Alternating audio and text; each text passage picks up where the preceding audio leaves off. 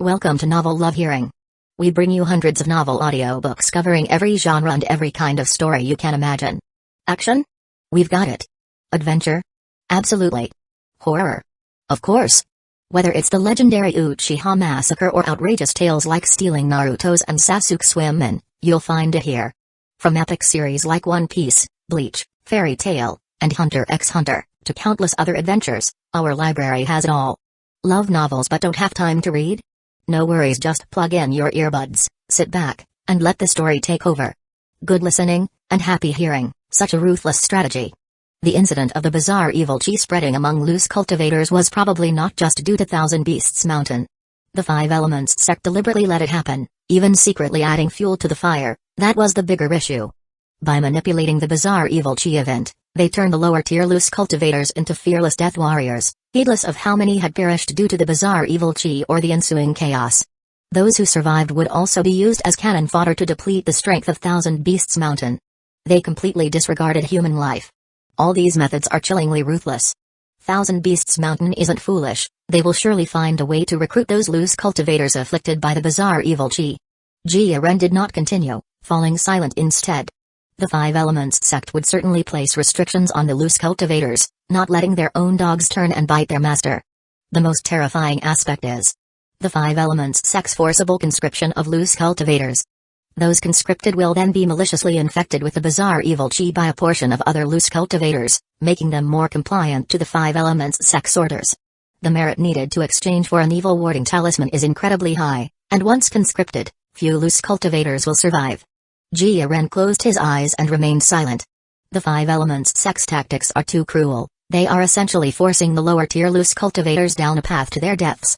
Aren't they afraid of the loose cultivators' desperation and revenge? Perhaps they would care. But they care more about whether the Five Elements sect itself can continue to exist. Otherwise, what would the support of the people amount to? Lower-tier loose cultivators wouldn't fight to the death for the Five Elements sect. The despicable means employed by the Five Elements sect allow them to harness the power of these lower-tier loose cultivators to cope with the war against Thousand Beasts Mountain.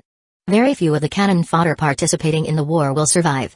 And even if those who do survive scream their lungs out in protest, how much impact could they really have on the Five Elements sect? Maliciously slandering the Five Elements sect and tarnishing its reputation would have predictable consequences. 100 years from now, both sin and evil will be buried in dust. And how many people will remember everything that happened in the Great Wilderness Market? I don't want to be conscripted by the Five Elements sect. Please, Taoist Jia, help me make my stone house look old. Alright. Jiren replied.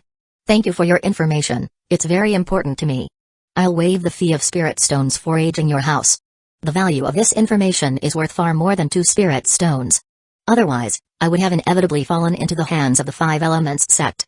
No matter how fast one runs with the wind control skill, it would be of no use. Thank you, Taoist Jia. The cultivator's surname Fang thanked him profusely, bowing continuously. Jiren advised. Reduce all signs of life, avoid smoke from cooking fires. The disguise needs long-term maintenance so it's not easily seen through. Avoid all external activities and construct an underground dwelling. Footprints left by any Five Element sect cultivators are also invisible traps, remember not to wipe them away. Jiren then helped the cultivator's surname Fang make his house look old, creating a decrepit appearance, and finally used cobwebs to make it look even more authentic. Dealing with bizarre cultivators is different from handling the Five Elements sect. This requires even more meticulous attention to detail. Whether a disguise can be seen through hinges on the details. Any slight mistake could result in exposure. I was thinking of going to the market to buy elixirs, but the market is probably a no-go now. I'd better hide out for a while. Jiren felt fortunate in his heart, grateful that he had met the cultivator surname Fang. Otherwise, entering the market rashly would have been like a lamb walking into a tiger's mouth. He decisively returned to his stone house, carefully erasing all traces and lingering scents. He had been staying underground during this period, so there were not many traces left, making them relatively easy to deal with. I must be extra careful these days. I'll stop practicing the wind control skill for now and focus on the turtle breath technique. The bizarre cultivators and those who spread bizarre evil chi are active at night, just staying put should be safe. However, Five Elements sect cultivators are not restricted and could show up to capture people anytime, anywhere.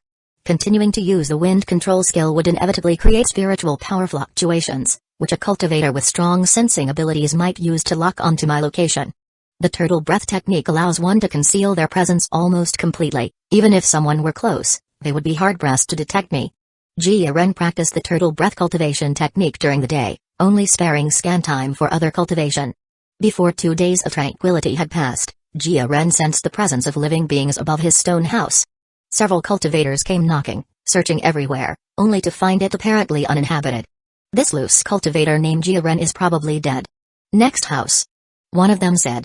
Jia Ren, using the turtle breath technique, had concealed all signs of his life. Lying under the stone bed, he overheard the conversation of the people above. 5 Elements sect cultivators? They indeed came looking for me. The visitors did not linger long, discovering no one, they left.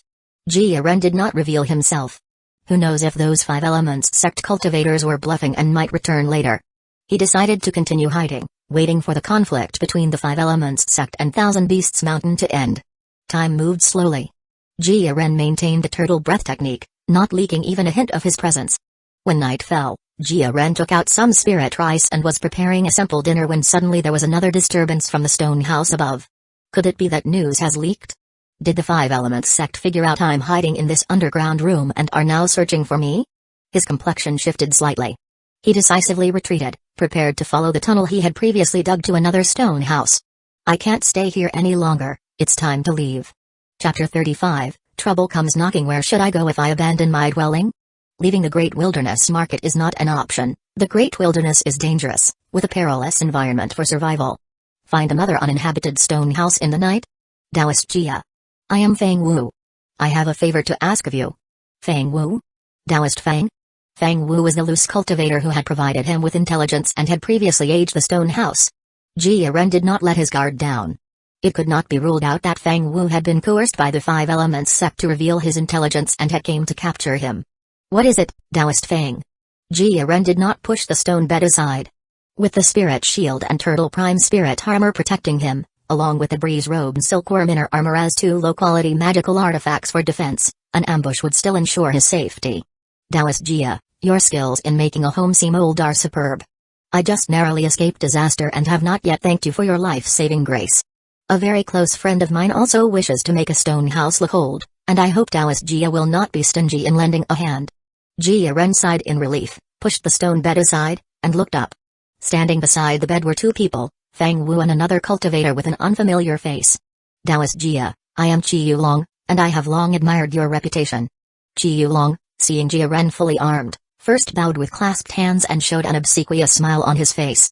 Could you help me age a stone house? I understand the rules. Having said that, he respectfully offered up 2 spirit stones. Jia Ren did not look at the 2 spirit stones, staring coldly at Fang Wu and the unfamiliar loose cultivator. Taoist Fang, it's a bit too much to barge into my dwelling without permission, isn't it? A visit in the middle of the night only increased the risk of exposure. No wonder Jia Ren was angry. Qi Yulong's hand, holding the spirit stones, paused in midair, and a smile on his face gradually stiffened. Taoist Jia, I will be sure to take note the next time. If it weren't a matter of great urgency, I wouldn't have imposed upon you. Fang Wu said, chuckling awkwardly, trying to ease the atmosphere. I understand your urgent feelings. The night is too dangerous, so please, both of you return home. Jia Ren replied. Hey, it's fine if you don't want to help. But if I'm captured by the 5 Elements sect, I don't mind disclosing Taoist Jia's whereabouts. Qi Yulong said, unhappy with Jia Ren's attitude, his tone containing a hint of threat. If the situation wasn't resolved properly, a fierce battle would be unavoidable. A battle would attract the cultivators of the 5 Elements sect, and he would also have trouble escaping. An unwarranted disaster. Jia Ren's expression turned grim as he considered ways to break the deadlock. Taoist Qi, what nonsense are you spouting? Apologize to Taoist Jia at once. Fang Wu interjected. Taoist Qi is joking, please don't take it to heart, Taoist Jia. It's better for everyone to make money in a friendly atmosphere. The 2 played good cop and bad cop. Qi Yulong forced a smile and insincerely apologized. Taoist Jia, I'm straightforward to a fault, please don't mind it. Jia Ren was clear-headed, he knew refusing to help could create enmity. 5 spirit stones. Jia Ren stated. You should understand the danger of this matter. If not for Taoist Fang's sake, no amount of spirit stones would persuade me to do it. Set the time for tomorrow. I won't take action at night. Despite disliking the 2, Jia Ren didn't want to escalate the situation. 5 spirit stones might make Qi Yulong back down, which would be ideal. Qi Yulong, worried Jia Ren might change his mind, quickly handed over the spirit stones. Taoist Jia, for any offenses, please forgive me. There are 7 spirit stones here, consider the extra 2 as an apology. Qi Yulong still needed to rely on Jia Ren to age the stone house, which concerned his own safety. He did not want any trouble and certainly didn't want to end up in a lose-lose situation with Jia Ren. It was better to mend the relationship. Jia Ren accepted the spirit stones, and the matter was settled. After the 2 left, Jia Ren hesitated for a moment but chose not to leave. Another stone house not far away was not necessarily safe. If the 5 Elements sect found Qi Yulong, it would also implicate him. Rashly changing residences might lead him right into the 5 Elements sect's crosshairs. Of 2 evils, choose the lesser. The troubles he currently faced were still within controllable limits. The next day, both of them waited early, fearing that Jia Ren might make a run for it. Lead the way. Jia Ren said. Qi Yulong's residence was no more than 3 miles away, and it didn't take long to reach it.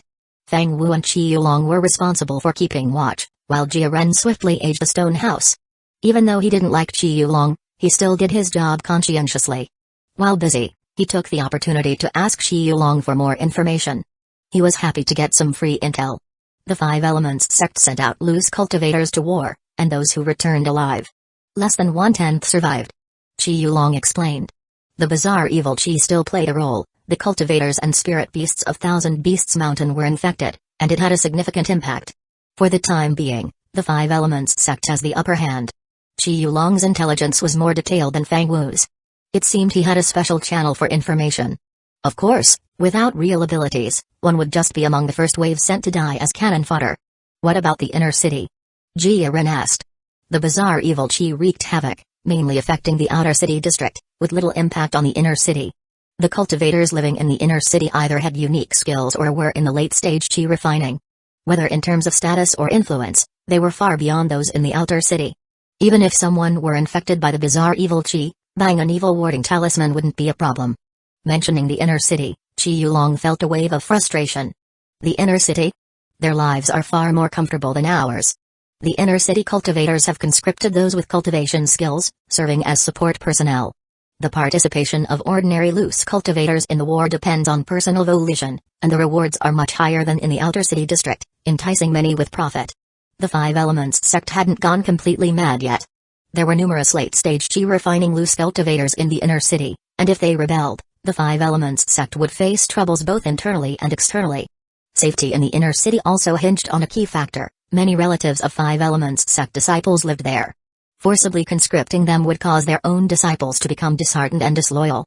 As for the outer city, it's not their lives being lost, so they wouldn't worry their heads over it. Jia Ren felt envious upon hearing this. He had been concerned about the safety of Yang Shengwu's family, but now he could rest easy. They're living better lives than his own. Alas, it's a pity he hadn't gone to the inner city. Otherwise, he wouldn't have to live in constant fear every day. Both of them shared similar thoughts and exchanged silent glances. Jia Ren finished the job at top speed, making some final adjustments, all in less than half an hour. Taoist Qi, making an old stone house is important, but maintaining it is even more so. Jia Ren gave a brief reminder to prevent Qi Yulong from courting death. He didn't want to lend a hand once and then be responsible for after-sales service. Thank you, Taoist Jia. The two bade farewell with clasped hands, and Jia Ren quickly returned to his dwelling with Fang Wu. They encountered no danger along the way, and Jia Ren felt a great sense of relief. Taoist Jia, I'm especially grateful for today, said Fang Wu. I have something to discuss, though I'm not sure whether it's appropriate to mention it. Jia Ren turned and glanced at Fang Wu, noticing the flicker in his eyes. If you have something to say, please speak. For some reason, Jia Ren felt trouble might be brewing. I have a mutually beneficial business proposition, said Fang Wu. Many Taoists have a need to age stone houses, and with Taoist Jia's skills, it wouldn't be difficult to make a large amount of spirit stones. It wasn't until this moment that Fang Wu revealed his crafty nature. If there were no benefits to be had, who would be so eager to help others? Without needing to guess, Jia Ren knew that Fang Wu had profited from making introductions. Having tasted the sweetness, he had no intention of stopping. Taoist Jia, it's not easy for a loose cultivator to earn spirit stones, and this is a great opportunity, Fang Wu said, leaning in and speaking mysteriously. Taoist Jia, I know a way. For just 200 spirit stones, I can get you into the inner city. Jia Ren felt a headache brewing. He didn't want to risk his life to earn spirit stones. Spirit stones are important, but life is even more so. Enter the inner city? Even if there truly were a way, Jia Ren wouldn't consider it. It meant putting his life entirely in someone else's hands. Besides, did he truly believe the inner city was paradise? Chapter 36, Master runs away. Taoist Fang, allow me to consider for a few days before I give you a reply. Jia Ren was skillfully using delaying tactics to avoid being entangled by Fang Wu. He had no desire to help others make stone houses look old, as it was laborious and fraught with considerable danger. The trouble that had come to his door earlier was an act of desperation he couldn't have avoided. Continue cooperating in making stone houses look old? Earning spirit stones was important, but safety was paramount. He naturally wouldn't risk his life just to earn spirit stones.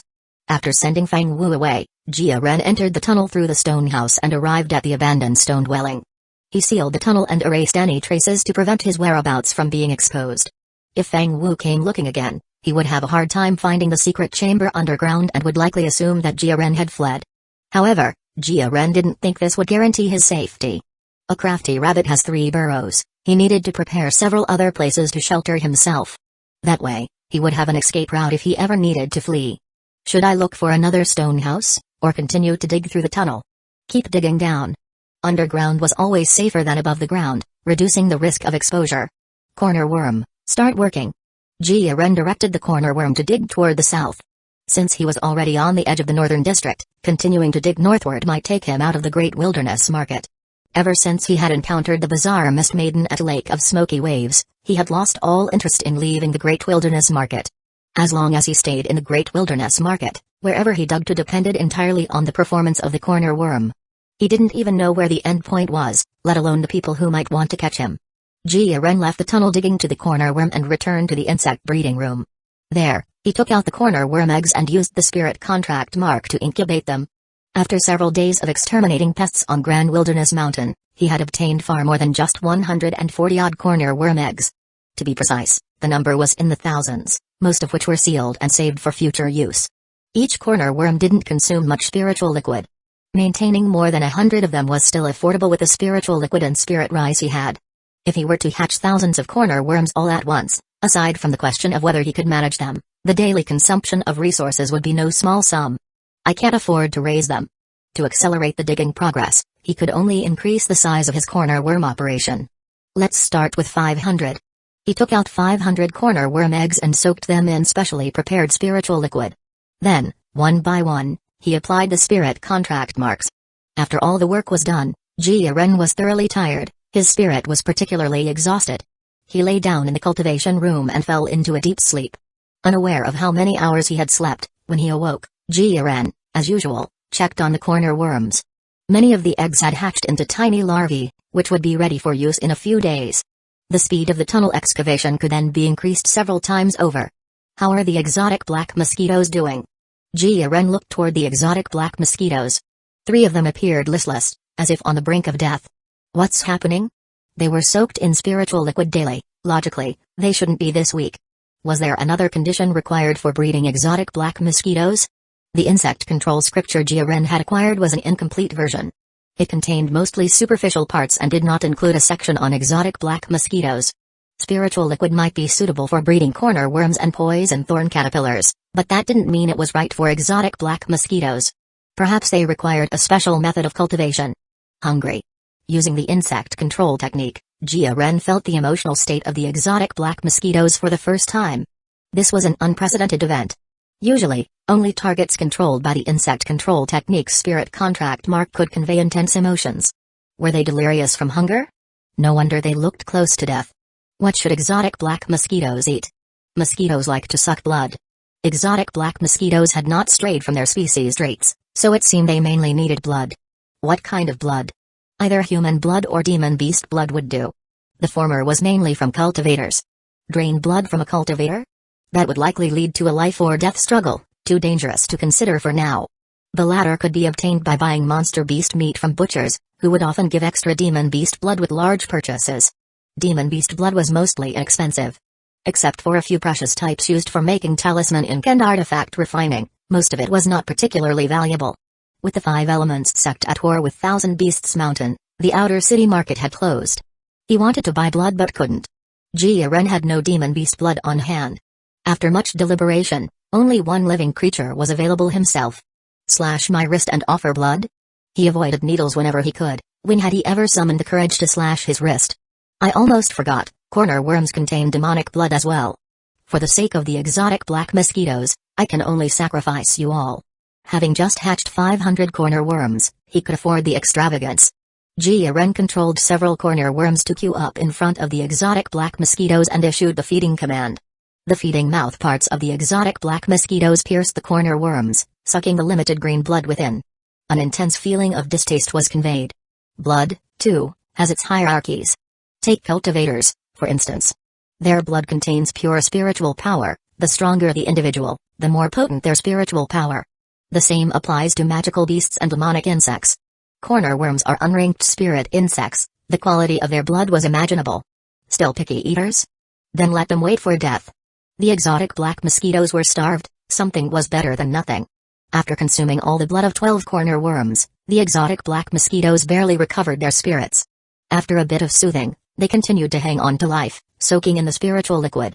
Hopefully, a solution could be found in the future. Relying on corner worms was not a sustainable answer. I'll take it one step at a time. I can't risk everything for just 3 mosquitoes. Jiren finished his work and was about to rest when a sense of premonition struck. The mosquitoes he had left at his old dwelling sent him a warning. Someone had come to his previous abode. Who could it be? Jiren left the tunnel, concealed his aura with the turtle breath technique, and peered through the crevices of the stone house toward the outside. Cultivators possess remarkable eyesight and could vaguely discern 2 blurry figures dozens of yards away. As expected, trouble had come knocking again. Good thing I had left. The 2 figures entered the stone house. After searching for the time it takes to brew a cup of tea, they couldn't find Jiren. Where did Jiren go? My business of making stone houses look old. Fang Wu had never expected Jiren to flee. Just helping make stone houses look old, was it worth all this? Shendeu, I'm truly sorry for making you come all this way for nothing. Fang Wu apologized non-stop to the loose cultivator he had brought with him. When he came, he was full of confidence, yet the result differed greatly from his speculations. Fang Wu had long known that Jiren was a cautious cultivator, always prioritizing stability in his actions. He never imagined Jiren wouldn't dare to take even the slightest risk. Spirit stones that could be earned so easily were right in front of him, yet he ignored them. He must not lack spirit stones. But I do. The profitable opportunity I had found has flown away on wings. Taoist Fang, this place is quite good. Since the original owner has left, I'll take the liberty of staying here. The spirit stone arrangement will be as before. Also, I have another proposal. The master of aging houses has left. You're lacking a cooperating Taoist for this work. How about me? Fang Wu furrowed his brows, scrutinizing the loose cultivator who sought to collaborate. Artificially aging stone houses might look easy, but it's actually difficult. Any slight mistake, and we could fall into the hands of the 5 Elements sect. If we ruin our reputation, not only can we forget about continuing our business, but we'd also be in danger. The cultivator surnamed Shen laughed heartily, his face full of confidence. I haven't yet told you, Taoist Fang, about my main line of work for earning money. I specialize in forgery, be it magic artifacts or rare materials, making them indistinguishable from the genuine articles. Artificially aging stone houses might be somewhat unfamiliar to me, but Taoist Fang, if you don't mind, give me some time to prove my ability. I am confident I can do it. Fang Wu's extinguished hopes were rekindled. Even after losing Jiren, he could still find a new partner.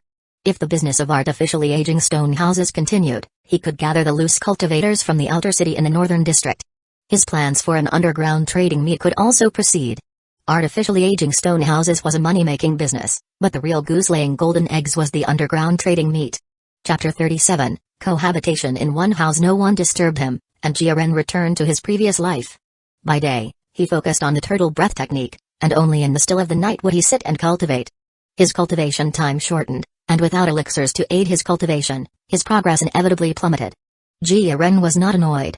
Even if his cultivation speed was slow, it was much better than before. Assisted by spirit rice, his cultivation progress could still increase a bit every 3 days, slow yet steady. In the past, an unlimited supply of spirit rice was unimaginable. Busy with making a living every day, how could he have much time to cultivate? Contentment brings long-lasting happiness. 3 days flew by in the blink of an eye.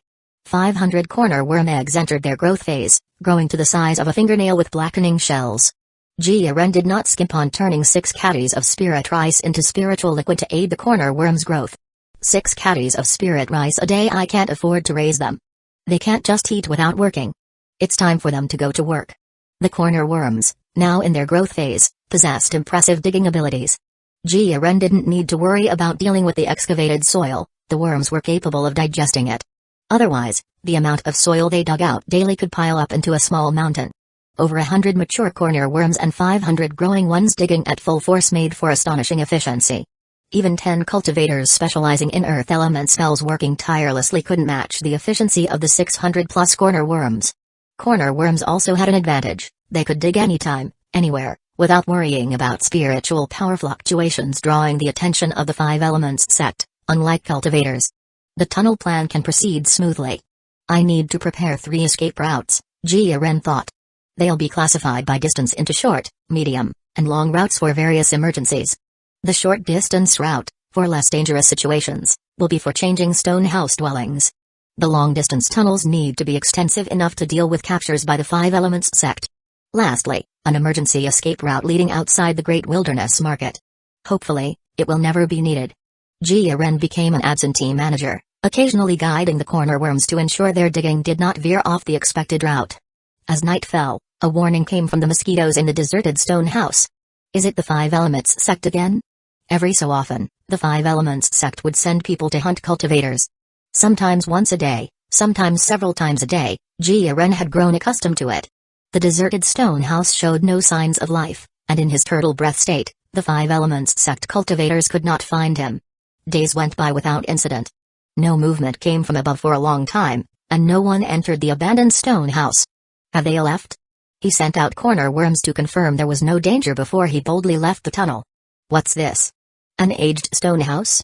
Jiren peered through the crevices of the stone house and saw something 3 jong away that left him with a peculiar expression. It wasn't 5 element sect cultivators. Instead, someone was aging a stone house. If you don't do the business, someone else naturally will. Fang Wu hadn't given up on the aged stone house business. After Master Jia ran off, he found a new partner. Their first attempt at aging a stone house was located nearby. As always, Fang Wu was responsible for keeping watch, while a short, plump cultivator with the surname Shen took over Jiren's work of aging the stone house. Taoist Shen, you truly are a master of forgery. How does he compare to the previous master of aging houses? Fang Wu smiled without answering. The answer was obvious. Tomorrow, I'll introduce a client to move in. Make sure nothing goes wrong. Fang Wu mentioned a few points, all of which were warnings Jiren had previously given, pointing out mistakes and how to fix them. The fee for aging a stone house is 5 spirit stones. I take 3, and you take 2. Any objections, Taoist? Let's do as Taoist Fang suggests. Jiren listened for a bit, then left, uninterested. A false alarm. Back to cultivation. Aging stone houses might affect the safety of the abandoned one. I'd better prepare in advance. Jiren returned to the underground chamber and looked at the 3 tunnels leading in different directions. The nearest tunnel had been dug 100 jong out, its exit right beneath a collapsed stone house. The second and third tunnels were not yet complete. Underneath the collapsed stone house, he dispatched the corner worms to start digging a new underground chamber. Jiren's speculation proved correct. As he continued his cultivation on the second night, he was disturbed by voices talking above. Taoist Wang, what do you think of this place? Not bad. I'll have to rely on Taoist Fang. A delicate female voice rang out, revealing the new resident of the abandoned stone house to be a female cultivator. We're all fellow Taoists, it's only right to help each other. Their conversation lasted for a moment, then their voices faded away. The deserted stone house had caught someone's attention and would soon become a dwelling for a loose cultivator. I can't expose myself. I must block the entrance to the underground chamber to prevent anyone from discovering me and the tunnel. Soil from other places was brought in his storage bag, and the corner worms were tasked with transporting it. Their efficiency was quite high. In less than an hour, they had filled in the chamber beneath the stone bed. This humble one has troubled Master Shen for his help. Rest assured, Taoist. If you don't expose yourself, you are safe. The price for aging a stone house is always 5 spirit stones, but in such times, safety is priceless. You're straightforward, Taoist. I almost forgot to remind you, in a few days, I will organize a trade meeting. Make sure you don't forget to attend. Is it safe? Don't worry. If 5 elements sect cultivators weren't covertly supporting it, I wouldn't dare to hold a trade meeting. The timing of its opening is absolutely safe. The voices came to an abrupt halt. Jiren, who had been preparing to leave, stopped in his tracks and listened intently, focusing on the details about the trade meeting. A trade meeting among loose cultivators? And with the support of 5 Elements sect cultivators behind it? The 5 Elements sect isn't a monolith, not everyone places the greater good above all else. Fleeing loose cultivators still have value to be exploited, and surely some 5 Elements sect cultivators would entertain corrupt thoughts. With the outer city market closed, loose cultivators who want to purchase cultivation resources have nowhere to turn. Selling to them now could be massively profitable, fetching prices several times higher. With enough profit at stake, some would naturally take the risk. If the trade meeting can guarantee safety, wouldn't it be possible to purchase the demon beast blood needed for the exotic black mosquito, as well as cultivation elixirs? Jia Ren's heart stirred uncontrollably, but in the end, he prudently decided to leave. It can't be ruled out as a trap. Or perhaps, it's a fishing scheme by the 5 Elements sect. When the time is ripe, they'll swoop in for the catch. More information is needed. Rustling sounds came from the stone bed. The female cultivator had started to dig. An underground chamber was standard for evading capture by the 5 Elements sect. Aging stone houses was a deceptive tactic. The underground chamber was the true sanctuary. The new female cultivator followed local customs and started creating her own underground chamber. Compared to the astounding digging speed of the corner worms, and without daring to use spells, she relied solely on manual labor, resulting in low efficiency. It was only by the 3rd day that she barely finished. The underground chamber was only 10 feet deep, falling short of the 30-foot safety standard. After hesitating for a moment, Jia Ren sent out corner worms to dig a small living space below hers. They both now had underground dwellings, separated vertically by less than 10 feet. When cultivating, he would return to his other residence, but when focusing on the turtle breath technique, he would come over to listen for information. His proficiency level in the turtle breath technique reached master level, beginning to reveal its wondrous effects. It could not only conceal his breath, heartbeat, and footstep sounds, but he could also enter the turtle breath state, similar to suspended animation. Jia Ren continued to hide underground, ensuring his safety. The downside was clear: he was cut off from news. He had no idea when the conflict between the 5 Elements sect and Thousand Beasts Mountain would end. He couldn't stay hidden underground indefinitely. He needed channels and sources for gathering information. The trade meeting starts at the 3rd quarter of the hour of the dog tomorrow.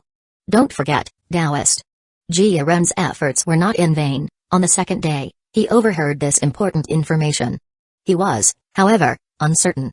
To go, or not to go? In the end, Jia Ren chose to prioritize stability. With the situation unclear, he decided to use the female cultivator as a test first. If she could return safely, the trade meeting posed no problems. If his resources became scarce later on, it wouldn't be too late to attend the trade meeting then. Chapter 38, Enemies Meet. While cultivating the turtle breath technique, Jia Ren quietly eavesdropped to gather intelligence. The situation far exceeded his expectations. The trade meeting had gone smoothly, and the female cultivator had returned safely. The next trade meeting was set for 7 days later. Jia Ren listened for 2 days, his expression gradually turning strange. I didn't expect that female cultivator to still be engaged in such clandestine affairs. Harsh living conditions clearly can't quell people's primitive desires. Listening to the extremely suppressed sounds of a man and a woman coming from the underground chamber next door, Jia Ren felt displeased. It's time to leave. Half an hour later, the commotion ceased. Fellow Taoist, can we settle with spirit rice? Just 3 caddies will do. You wish. I don't have any rice left. I barely managed to buy a few caddies of spirit rice at the trade meeting. I'm almost being forced to sell my spirit turtle for spirit rice. The conversation ended, and silence returned. A spirit turtle for spirit rice? But I have spirit rice. Jia Ren had been searching for turtle demon beasts for who knew how long and had found none. Now, eavesdropping, he had unexpectedly stumbled upon a lead. He had longed for turtle spirit ointment for ages. Finally, there was news of a turtle demon, and he couldn't let this chance slip by. Ask for information and conduct a trade door-to-door? Too risky. Moreover, it would expose his hidden location. Attending the trade fair was by far the better option. Simply attending the trade fair wasn't a huge problem, but Jia Ren still needed to prepare in advance and plan an escape route. If the 5 Elements sect appeared and blocked the underground trade meeting, they would undoubtedly die without a burial place. What to do? Of course, dig a tunnel. A tunnel connecting to the underground trade fair would provide a secret escape route. If the 5 Elements sect sealed off the underground trade fair, he could still use the tunnel to escape safely. Jia Ren had previously aged Fang Wu's stone house to make it look inconspicuous and knew its location. It was approximately a mile from his own stone house.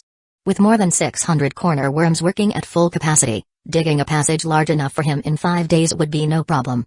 Jia Ren dispatched 100 corner worms to burrow continuously, correcting their direction along the way. After 1 day, they finally drilled a tiny hole into the underground space beneath Feng Wu's residence. What remained was the slow process of expansion. More than 600 corner worms followed the correct trajectory, constantly widening the passage. In just 3 days, it was nearly complete. The final 10 feet of earth were left as a barrier to conceal the tunnel. Through the holes left by the corner worms, Jia Ren could see everything happening at the underground trade fair. Even without participating in the trade fair, I can still come here to gather intelligence. Not bad. Compared to eavesdropping on the female cultivator, the underground trade fair suited Jia Ren's purposes much better. With an escape route secured, the risk is significantly reduced. 2 days passed in a flash. Jia Ren approached the underground trade fair to investigate the situation. Compared to the quietness of the previous 2 days, the underground trade fair was now brightly lit. More than a dozen cultivators were already present, seated around a huge stone table. Familiar loose cultivators chatted happily amongst themselves, thoroughly enjoying the atmosphere.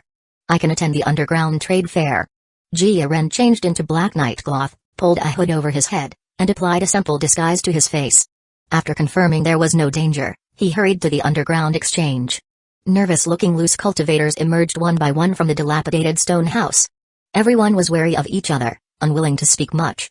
Jia Ren maintained his distance from the other cultivators, ensuring no one was behind him, and was the last to enter the stone house. Feng Wu's residence was the location of the trade fair. The stone house served as a cover, the underground chamber was the actual venue. He descended a winding stone staircase. The narrow passage suddenly opened into an extremely spacious underground area. What he had glimpsed through the wormhole was far less shocking than seeing it in person. Feng Wu, by some unknown means, had hollowed out an underground space dozens of times larger than the stone house above. Over 100 loose cultivators had gathered inside, yet it didn't feel crowded. Most of the loose cultivators attending the trade fair showed their true faces, though some, as cautious as Jia Ren, were in disguise. His nightcloth attire didn't particularly stand out. Taoist Shen's techniques for making places look authentically old are top-notch. Several Five Elements sect cultivators have been here a few times without any incidents. The anxiety we felt has finally been put to rest. Those 5 spirit stones were well spent. In the future, I'll recommend a few more Taoist friends to seek refuge in the northern district and will request Taoist Shen's assistance. The 5 Elements sect's searches were unpredictable, but the aging work done on the stone houses by the loose cultivator surnamed Shen had clearly stood the test. Having endured the initial nerve-wracking period, he now handled such matters with composure. A brilliant smile appeared on the face of this Shen surnamed loose cultivator as he familiarly greeted the others. Is everyone here? Feng Wu scanned the assembled loose cultivators, counting them, his expression growing puzzled. It seems there's one extra Taoist friend today. The invited individuals were all loose cultivators who specialized in aging stone houses, so the number was known precisely. It was normal for a few to be missing, but an extra person appearing without reason was cause for alarm. Feng Wu's gaze swept over the crowd, finally settling on Jia Ren. He sensed an incredibly familiar aura. Taoist Jia? He asked, his tone tentative, with a hint of surprise. To think Taoist Feng would still recognize me. Jia Ren said with a dry laugh as numerous gazes turned towards him. His plan to attend the trade fair discreetly, buy the turtle demon, and leave immediately had been foiled. Left with no choice, he removed the hood concealing his face to show his sincerity. The former master of aging stone houses? I've long admired your reputation. The Shen surnamed cultivator said, being the first to approach, his smile radiant. His attitude towards Jia Ren was exceptionally warm. I feel quite ashamed to be occupying your former residence, Taoist. Without Master Jia's guidance, I wouldn't have achieved what I have. He was inwardly relieved that Jia Ren had left, otherwise, the lucrative business of aging stone houses wouldn't have fallen into his lap. And it was indeed a big business. In just over 10 days, he had earned 200 spirit stones. Compared to setting up a stall and selling fakes, this had no risk of being exposed as fraud, and the profits were higher. Taoist Shen, you're too kind. Your own reputation is as renowned as thunder to the ear. Jia Ren replied with standard business flattery. Feng Wu's expression was complicated. With a hint of condescension, he mocked. Taoist Jia, do you regret leaving? You missed out on a great fortune in spirit stones. His demeanor was like that of someone who had been dumped and was now deliberately flaunting their success upon seeing their ex. It wasn't that he wanted the other person to come back, but simply to prove that he had been right all along. Once, you paid me little heed. Now, I am beyond your reach. Taoist Fang is truly formidable to have built such a vast enterprise. Congratulations. Jia Ren said, ignoring Fang Wu's sarcasm and offering a sincere blessing. A few kind words cost nothing, and as the saying goes, one doesn't hit a smiling face. Fang Wu didn't make things difficult for Jia Ren. Regardless of anything else, Jia Ren had helped him through his most difficult times, a considerable favor. There was no need to turn away business at the underground trade fair. Taoist C, do you know Taoist Jia? Among the 100 or so loose cultivators gathered, a man with burned scars on his face was staring intently at Jia Ren, which caught Fang Wu's attention. Jia Ren forced himself to remain calm, masking the murderous intent in his heart with a look of surprise. Fellow Taoist, do you know me? Si Mingkong stared at Jia Ren, his face etched with disbelief. He hadn't expected to encounter Jia Ren in the northern district. The scars on his face throbbed faintly, reminding him not to forget his hatred. Jia Ren didn't recognize me? The two had only met once. When Si Mingkong had been discovered tailing him, Jia Ren had managed to escape promptly. When Si Mingkong had laid an ambush at the stone house, Jia Ren hadn't entered but had moved out immediately, likely having discovered some flaw in the setup that hadn't been properly addressed. So, from start to finish, Jia Ren had no idea it was I who wanted to kill him. A weight lifted from Si Mingkong's heart. Previously, he hadn't paid Jia Ren much mind. A cultivator at the third level of Qi refinement wouldn't have posed a significant threat. He never imagined that in little over a month, Jia Ren would have reached the 5th layer of Qi refining, a cultivation level now even higher than his own. Si Mingkong forced a calm expression, squeezing out a smile. I've had the fortune of meeting Taoist Jia a few times. He was always selling bait in the West District market, his reputation is quite well known. Taoist Jia certainly wouldn't remember an insignificant person like myself. He said, then gave a self-deprecating laugh. Jia Ren offered a polite smile, adopting the air of someone not well acquainted. How can I eliminate Si Mingkong discreetly, without anyone knowing? He pondered internally. Chapter 39, finally obtaining the spirit turtle. Fellow Taoists who are new to the trade fair, let me give a brief introduction. All Taoist friends are free to exchange and trade, and the treasured items most desired by many will go to the highest bidder. The main purpose of the trade fair is to exchange resources and meet each other's needs.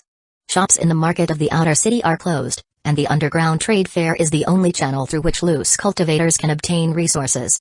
After the exchange is over, Taoist friends are free to trade, and I will also sell precious resources that have flowed out of the inner city. I'll start. The white-haired elderly Taoist seated to the left of Fang Wu was the first to speak, taking out 3 peculiar yellow talisman papers. 3 demon spotting talismans, is anyone interested? Demon spotting talismans? Jia Ren mused. Cultivators heading to the great wilderness to hunt magical beasts often bought a few demon spotting talismans to find traces of their prey. The price was quite fair, 1 spirit stone for each demon spotting talisman. Jia Ren himself had bought a few when he followed Yang Shengwu to hunt beasts. The talisman's sensing range wasn't large, at most 2 li, and its duration was limited. Now, what's the use of buying such a useless demon spotting talisman? Could it perhaps sense the arrival of 5 elements sect cultivators? Elder Wu, don't disgrace yourself with demon spotting talismans. You didn't sell any last time, you haven't learned your lesson. Someone jeered. A talisman master who only makes the demon spotting talisman. If you had learned to make evil warding talismans, you would have gone to the inner city long ago. Upon hearing this, the white-haired Taoist, Elder Wu, looked ashamed. Alas. He sighed. I only obtained half a damaged scroll, which only records the demon spotting talisman technique. Elder Wu had once made a good amount of spirit stones from his demon spotting talismans, living quite a comfortable life. But who could have expected the onset of the eerie mist, swiftly followed by the war between the 5 Elements sect and Thousand Beasts Mountain? Unable to sell his demon spotting talismans, his life became increasingly difficult. Jia Ren took a second glance at Elder Wu, surprised to encounter a talisman maker among the loose cultivators of the outer city. It's a pity he only mastered the demon spotting talisman. Comparatively, that technique is easier to acquire. Jia Ren didn't rush to speak. Elder Wu isn't at his wit's end yet, he certainly wouldn't be willing to sell his demon spotting talisman technique. Even if he were, Jia Ren couldn't afford the price. The demon spotting talismans unsurprisingly failed to sell. The next Taoist stepped up, offering to sell magic artifacts. Most were untraceable low-quality magical artifacts, numerous in quantity, likely acquired through plunder. Few loose cultivators showed interest, and no one inquired further. One after another, cultivators took their turn, presenting their stockpiled elixirs and treasures for sale or exchange. 4 fragmented spirits for 1 jin of spirit rice. A buyer called out hopefully, scanning the crowd. Receiving no response, he sat down dejectedly. Datong rice shop used to sell 1 jin of spirit rice for 4 fragmented spirits, but many loose cultivators had found this too expensive and hadn't bought any. Now, the rice shop had long since closed, and the loose cultivators didn't have much grain left. They were all eating into their reserves. Without spirit rice, how can one fill their stomach? Monster beast meat? Unfortunately, that's even more expensive. With no grain at hand, anxiety set in. Low-level loose cultivators were far from reaching the fasting realm. After the two sects began their war, spirit rice became a strategic resource and had completely run out for purchase. This was one of the 5 element sect's tactics. No matter how well you hide, without fasting pills and spirit rice, how long can you hold out? The loose cultivators weren't fools. They had long understood the 5 elements sect's intentions and their own future predicament. Even those who had a decent supply of grain wouldn't consider selling. It was easy to sell but incredibly difficult to buy back. 4 fragmented spirits for 1 jin of spirit rice was already not cheap, and the price was only expected to increase. Selling 1 spirit turtle, only exchanging for spirit rice. A gaunt, middle-aged man took out a wash basin-sized spirit turtle from his spirit beast bag. The spirit turtle was his spirit beast. Under his control, it retracted its head and limbs into its shell, lying motionless on the stone table. Jia Ren watched him. Is this the man who was looking for that female cultivator with the surname Wang for dual cultivation? I finally found the man himself. The highest bidder gets it. The gaunt middle-aged man announced, his voice weak. He had no spirit rice left and had been starving, missing 3 meals a day. He hadn't bought much when Datong rice shops sold rice at high prices, reluctant to overspend. He had assumed that the situation would improve over time and rice prices would fall, so why waste spirit stones unnecessarily? This was the typical mindset of a loose cultivator. Spirit stones were hard to earn, so they saved whenever possible. But tranquility never came. Instead, war erupted between the 5 elements sect and Thousand Beasts Mountain. Now, it wasn't just about high-priced spirit rice. Acquiring any at all was difficult. He had considered eating his spirit turtle, but with the trade fair only a few days away, he had endured the hunger. Eat my spirit beast? There isn't much meat on a turtle. It would be better to exchange the spirit turtle for spirit rice. That would last longer. Many cultivators looked on. A spirit turtle? And it's alive? Monster beast meat was a rare and valuable commodity, and the sight of the spirit turtle stirred the hearts of the loose cultivators. The spirit turtle weighed about 30-odd jin. After removing the shell and inedible parts, yielding 20 jin of meat would be a good outcome. Taoist friend, would you consider selling it for spirit stones? Someone asked. The gaunt middle-aged man didn't even glance at the questioner, too listless to respond. 50 jin of spirit rice. 50 jin of spirit rice was worth far less than a 30-odd jin spirit turtle, as monster beast meat was more valuable than spirit rice. The spirit turtle was a low-grade magical beast, and its shell was a material for crafting low-quality defense artifacts, which alone could sell for at least 10 spirit stones. But times had changed. With everyone's food reserves dwindling, only relatively wealthy individuals could offer 50 jin of spirit rice for the spirit turtle. 55 jin of spirit rice. 50 jin of spirit rice didn't deter everyone. Some loose cultivators still had some means. 58 jin of green bud rice. 30 jin of white corn. White corn was of higher quality than green bud rice. Its normal price was 2 fragmented spirit stones per jin, making 30 jin of white corn equivalent to 60 jin of green bud rice. The bids increased by smaller margins after that. Loose cultivators didn't have large stockpiles. Bidding so much spirit rice would likely empty their larders. One couldn't just give up eating spirit rice entirely for a taste of turtle meat, could they? 63 jin of spirit rice. Seeing fewer and fewer cultivators raising their bids, Jia Ren decided to intervene. Only one competitor remained. Both he and Jia Ren were restrained, each increasing the bid by only 1 jin of spirit rice at a time, neither wanting to be the sucker who overpaid. In the end, Jia Ren secured it with a bid of 70 jin of spirit rice, and there were no more challengers. Taoist Jia, you have a considerable fortune. The gaunt middle-aged man smiled as he handed over the spirit turtle, looking at Jia Ren with anticipation. Jia Ren didn't have enough loose spirit rice, so he had to take out a rice bag that held 100 jin, from which he poured out 70 jin of spirit rice and gave it to the man. With one hand, he gave the spirit rice, and with the other, he received the spirit turtle. Taoist Jia, would you be willing to sell the remaining 30 jin of spirit rice? The cultivators who had been bidding were few, mostly those with ample spirit rice reserves. Many more loose cultivators had little spirit rice and were desperately seeking to buy some. I can't sell it. Jia Ren thought. 70 jin of spirit rice is already enough to make people envious. If I dare to sell more spirit rice openly, wouldn't that imply I have an even larger stash? Apologies. Jia Ren said. I, Jia, have limited spirit rice. If it weren't for my urgent need for this spirit turtle, I wouldn't have parted with any spirit rice. However, which of you Taoist friends is willing to sell spirit rice? I'm willing to buy it for 5 broken spirits per jin. Jia Ren quickly stowed the rice bag to avoid trouble. The loose cultivators wouldn't believe him if he simply explained that he had no more spirit rice. Instead, he took a different approach, offering a high price to buy spirit rice was far more convincing than any explanation. His offer to buy spirit rice diverted their attention and successfully pushed the going rate into the 5 broken spirits per jin era.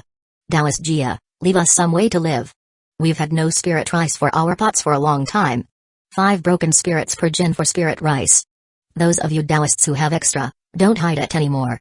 Despite the price increase, still, no one came forward to sell spirit rice. The less spirit rice there was available, the higher its price would climb until a solution to the shortage was found. Chapter 40, Turtle Spirit Ointment completed. The trade fair had made a full round, and now it was Jia Ren's turn, who was at the end of the line. Seeking to purchase turtle demon beasts and jade grease gel. I had initially planned to buy demonic blood, but with a living spirit turtle at hand, there's no immediate need. My second attempt to acquire a turtle demon failed. Encountering one was just luck, a second one didn't appear. Jade grease gel is one of the ingredients for turtle spirit ointment. The spirit turtle is much larger than expected, so I'd better have more jade grease gel on hand. 3 pounds of spirit rice were exchanged for 2 pounds of jade grease gel, enough to last a long time. The loose cultivators' bartering had ended, and now came the sporadic private trades. Jia Ren cast several glances at Elder Wu. The elder looked flushed with health. Even though he hadn't sold his demon spotting talismans, he didn't seem perturbed. Is his calm due to excellent chi cultivation skills, or a deep foundation, meaning he has no short-term worries? I'm inclined to believe the latter. Selling demon spotting talismans isn't difficult, and with years of accumulation, his foundation must be much stronger than an ordinary loose cultivator's. Elder Wu isn't in a desperate situation, no need for him to hurry. The exchanges had concluded, and the free trading session was next. Taoist Fang, do you know what treasures have emerged from the inner city? Do you have any spirit rice? You mentioned last time that you were going to sell spirit rice, do you have any in stock? Fang Wu, being a disciple of the 5 Elements sect and the organizer of the trade meet, certainly had a stock of spirit rice. It's really a pity. Fang Wu said. As a strategic material, spirit rice is restricted for sale in the inner city, and we can't get any for the time being. Please rest assured, everyone. There will definitely be spirit rice at the next trade meet. Fellow Taoists, please be patient. As usual, Fang Wu placated the loose cultivators and brought out resources for sale from the inner city.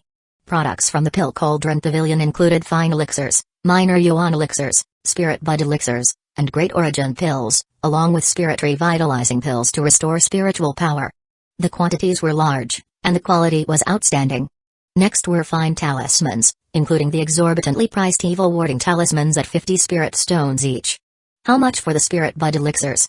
Loose cultivators didn't have many elixirs on them. As they used them, their stock dwindled. Without elixirs to aid them, their cultivation progress was slow.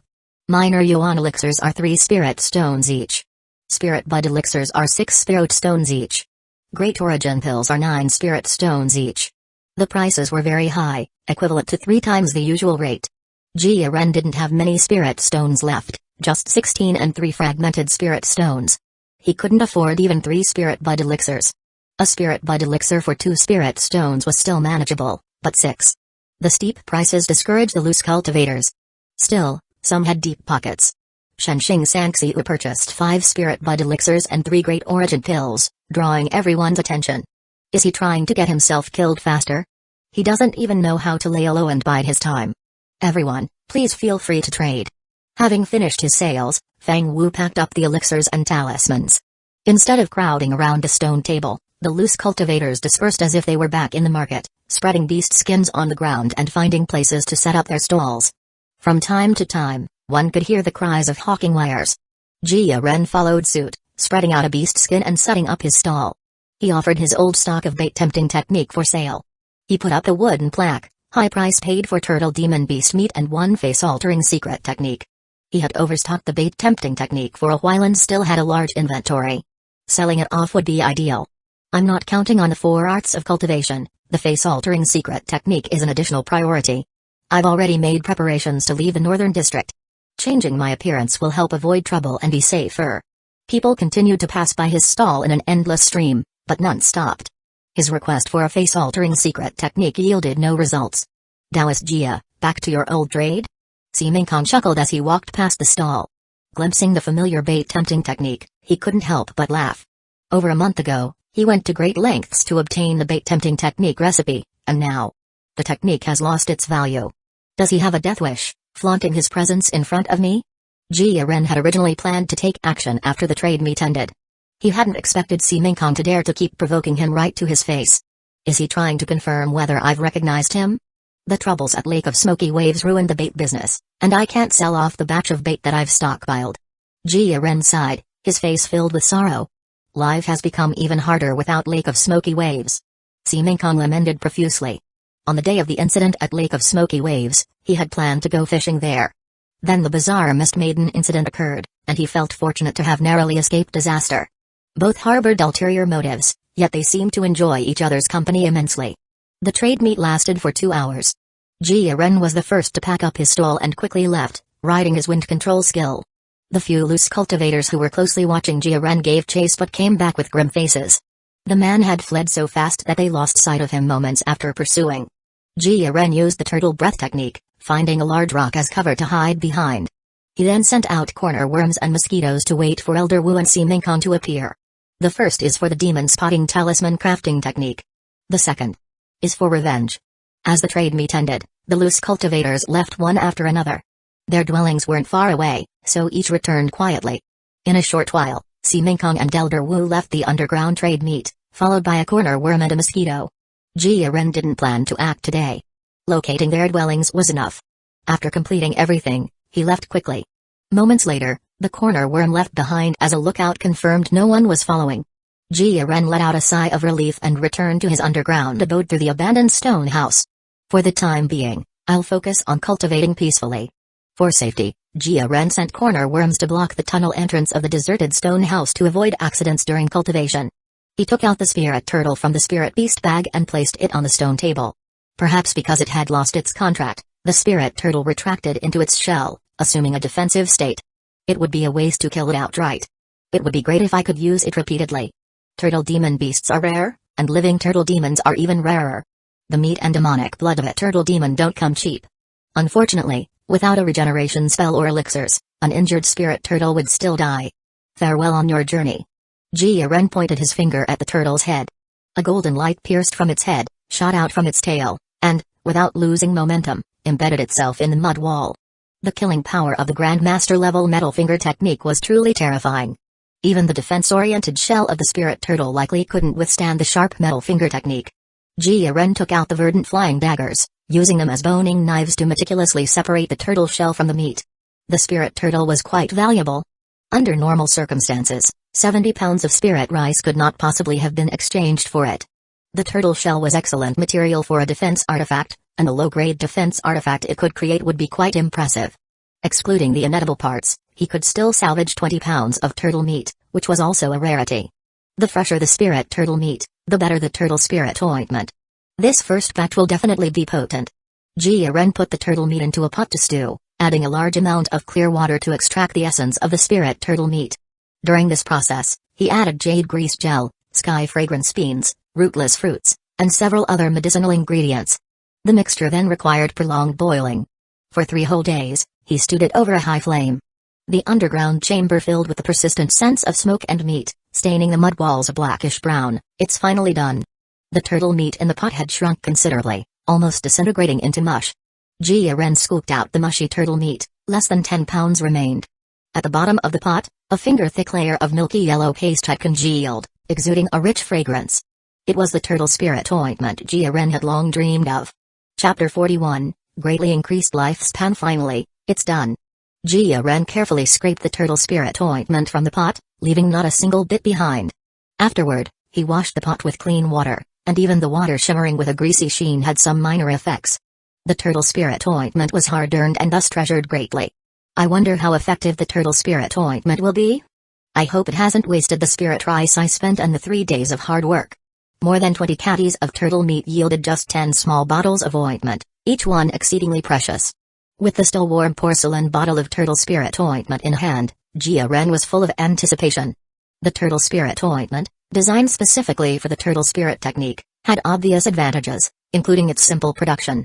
One did not need to be an alchemist to make it, so the barrier to entry was very low. The downside was equally clear: it wasn't a spirit pill and couldn't be stored for long. If left for an extended period, its efficacy would decrease significantly. As an exclusive secret medicine for the turtle spirit technique, the ointment was ineffective if taken by itself. It had to be used in conjunction with practicing the turtle spirit technique to be effective.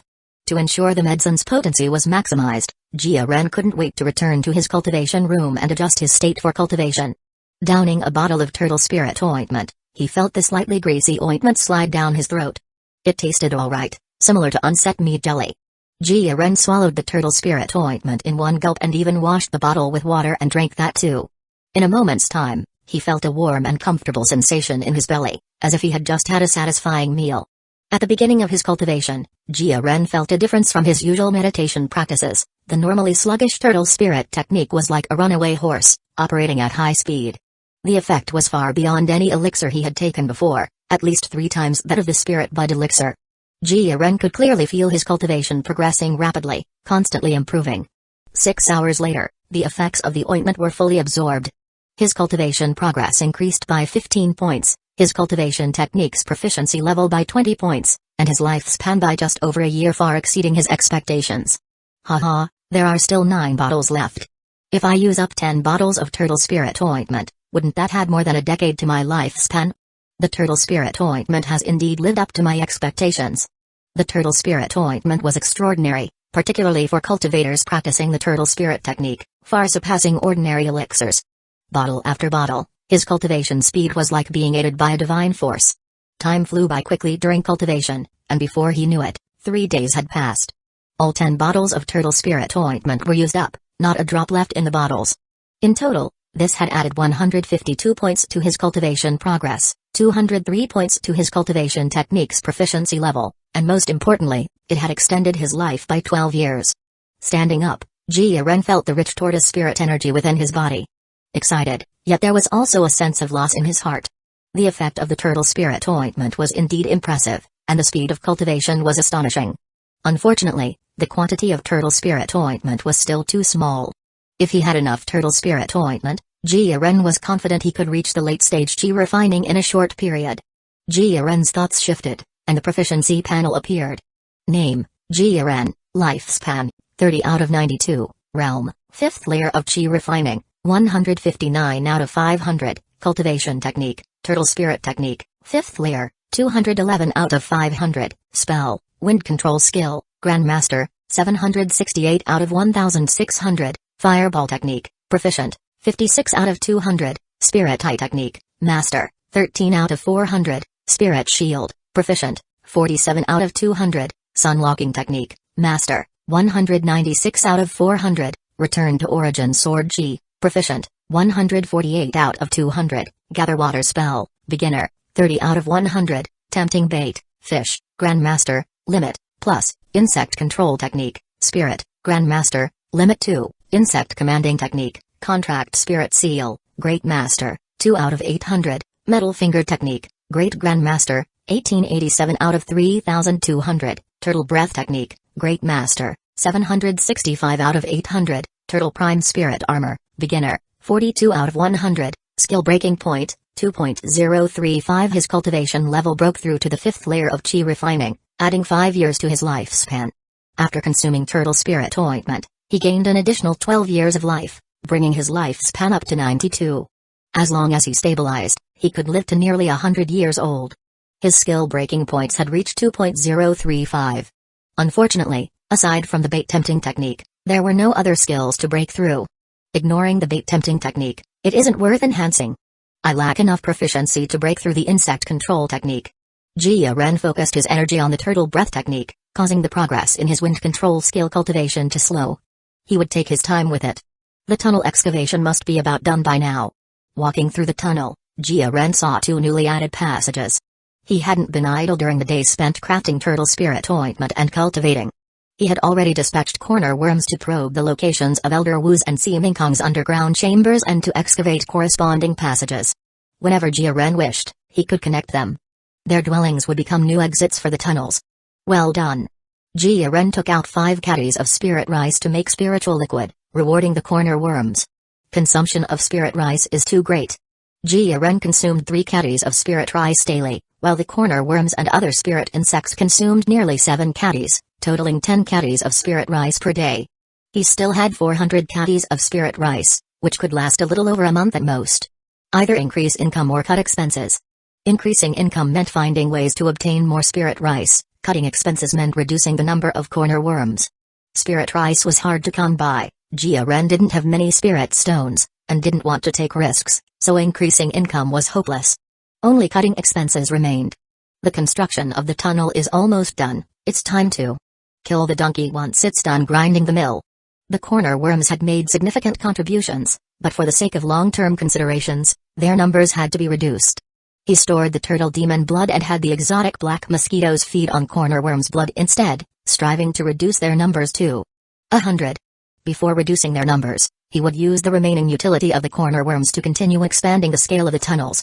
He aimed to create a sprawling underground maze with countless paths. By the time, even if dozens of 5 Elements sect cultivators entered the underground, they wouldn't be able to catch him. First, I'll pay a visit to the 2 new neighbors. The 2 new tunnels were dug, corresponding to Si Mingkong's number 4 tunnel and Elder Wu's number 5 tunnel. Jia Ren was most concerned about Elder Wu and talisman crafting. I wonder if it's possible to secretly learn how to craft the demon spotting talisman? Previously, he had considered trading for the demon spotting talisman crafting technique from Elder Wu, which was not an easy task. Since ancient times, spells and teachings were not passed on lightly. Even a common blacksmith or tailor taking on an apprentice required the signing of a master-apprentice contract with numerous restrictions. The same held for talisman crafting. Unless driven to desperate straits, Elder Wu would never sell the technique easily. Jia Ren believed that he wasn't the only loose cultivator with similar intentions, but feared they had ended in failure. If I could use the small hole for prolonged observation, I might have a chance. Getting something for nothing would be the best outcome. If I manage to learn and achieve something later, I can compensate Elder Wu. With this thought, Jia Ren entered the number 5 tunnel first, headed for Elder Wu's residence. The number 5 tunnel was not completely connected to Elder Wu's dwelling. A mud wall, still nearly 7 meters thick, separated them.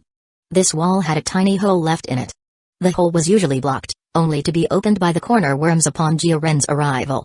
Peering through the hole, Jia Ren could barely make out Elder Wu's underground chamber. Perhaps by luck, Elder Wu was hunched over a flat table, holding a talisman brush and crafting a spirit talisman. As he was only adept in demon spotting talismans, naturally, those were what he was making. The position where Jia Ren was stationed wasn't bad. The pattern being crafted on the talisman paper could be partially seen.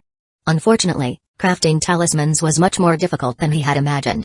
He only saw Elder Wu's brush move like dragons and snakes, continuously outlining enigmatic symbols on the talisman paper. The attempt to craft a demon spotting talisman ended in failure. As an outsider, it was even more puzzling to watch. It seems I still need to find a way to obtain the talisman crafting technique. Jia Ren's plan to stealthily learn had fallen through, and he returned in disappointment. It's time to take revenge. Chapter 42, Revenge must be taken. Returning from the underground trading meet, Jia Ren immediately made the turtle spirit ointment and busied himself with cultivation, allowing Si Mingkong to live a few more days. Today was to be his day of death. Use the metal finger technique? Using spells would cause spiritual power fluctuations. Not only would this alert Si Mingkong, but there was also a chance of attracting the 5 Elements sect. It's best to avoid taking such risks oneself. Jia Ren went to the insect breeding room and looked at the 3 exotic black mosquitoes. Ever since they had turtle demon blood, the 3 exotic black mosquitoes had recovered their condition and were no longer listless. The 2 flightless exotic black mosquitoes resignedly acted like spirit rice weevils and showed no signs of laying eggs anytime soon. Only 1 exotic black mosquito could be of use, serving as a deadly weapon.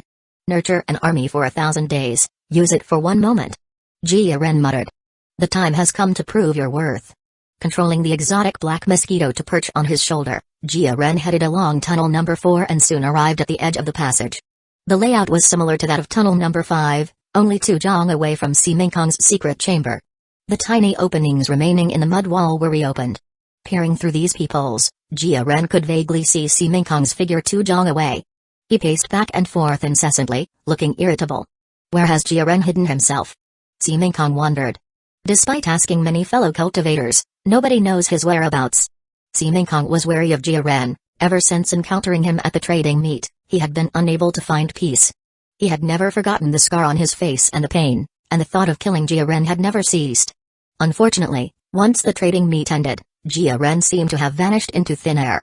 The unknown is what truly terrifies, he thought. If he dares to show up, I will make sure he has no grave to be buried in. Under the dim candlelight, his burnt face appeared as fierce as a demon's. Jia Ren didn't rush to act, he was as patient as a seasoned hunter, quietly waiting for his prey to expose a weakness. 2 hours passed. Siming Kong sat cross-legged, cultivating in meditation. The opportunity has come. Jia Ren thought. Take him down. The exotic black mosquito, upon receiving Jia Ren's command, burrowed through a tiny opening, cautiously approaching Siming Kong. The moment it entered Siming Kong's underground chamber, the exotic black mosquito dropped its subtlety. With an abrupt burst, it vibrated its wings and flew towards Siming Kong. That sounds like a mosquito, Siming Kong thought, just as he opened his eyes. How could there be mosquitoes in an underground secret chamber? He then saw a black gleaming mosquito rapidly enlarging before him. What is this? Before he could react, the exotic black mosquito's sharp mouth parts, emitting a black light, pierced into his head. His solid skull offered no resistance, it was breached with a single stab. The black light erupted from its mouth parts. Siming Kong still had some strength to resist, but it vanished the moment the black light pierced his head. Brain matter spurted out from a hole in the back of his skull. Siming Kong's body stiffened, and he fell to the ground, devoid of life.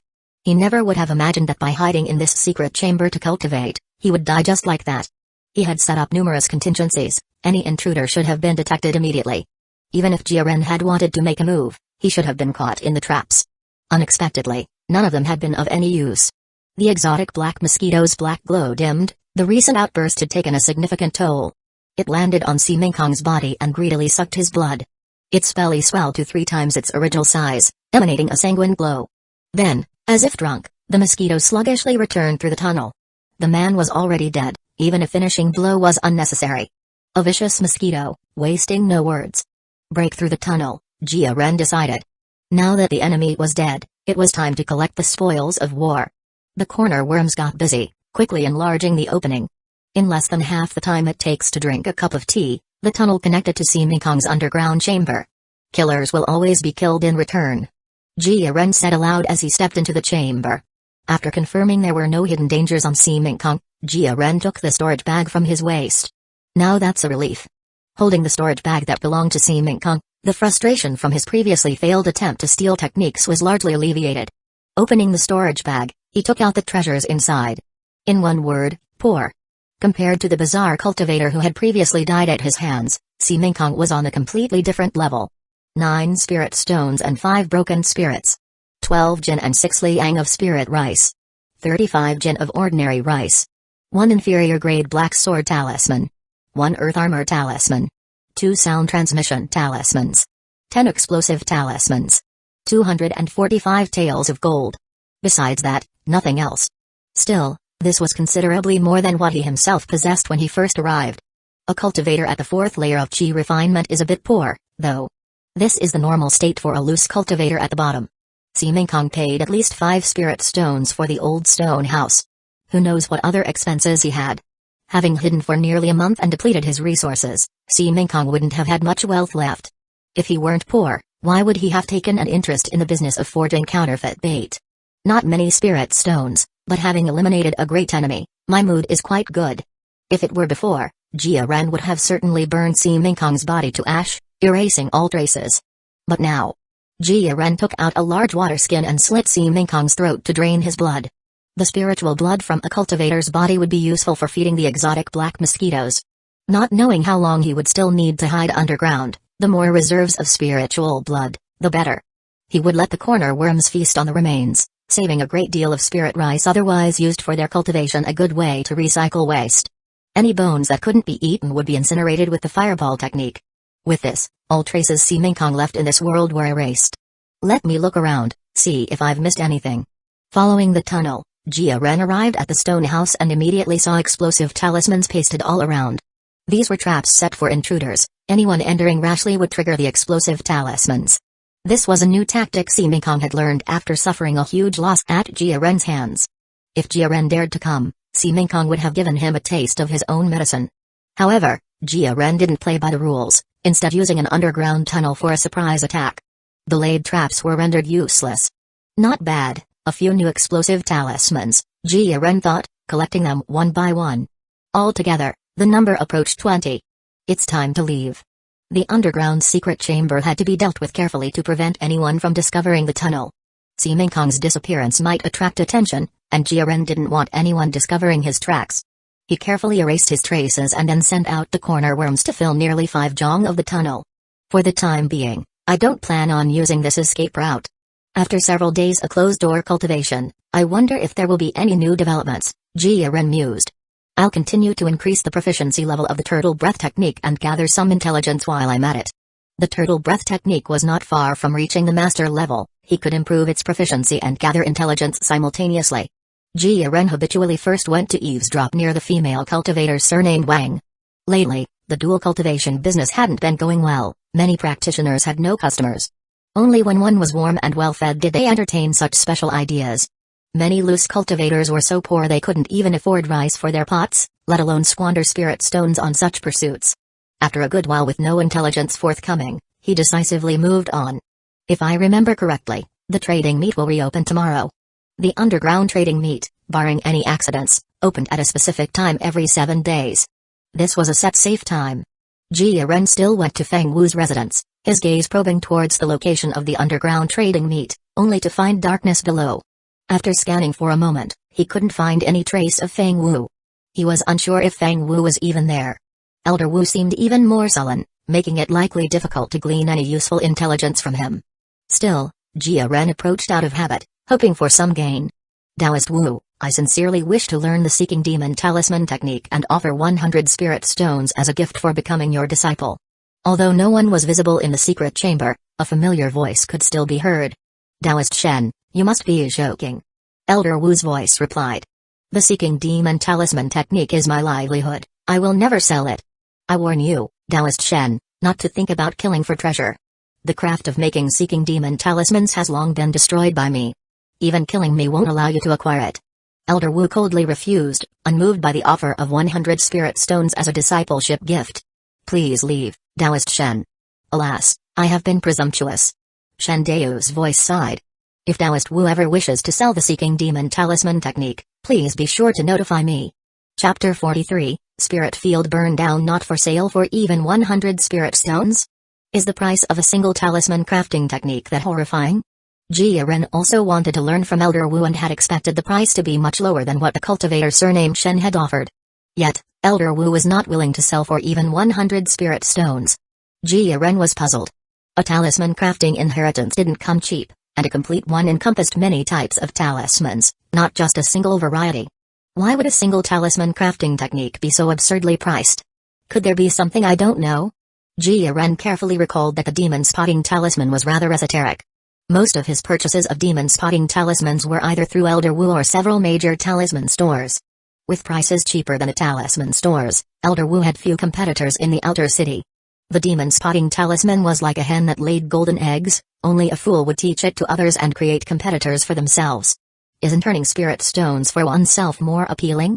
100 spirit stones was no small sum for an average loose cultivator. Elder Wu, with his substantial wealth, might simply not be interested. The likelihood of him learning the demon spotting talisman was growing slimmer. I'll just take it one step at a time.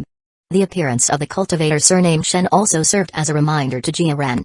There's one source of information I haven't fully utilized. The cultivator surnamed Shen, who had taken over the business of aging stone houses, had extensive connections and was a strong competitor for the Seeking Demon Talisman technique.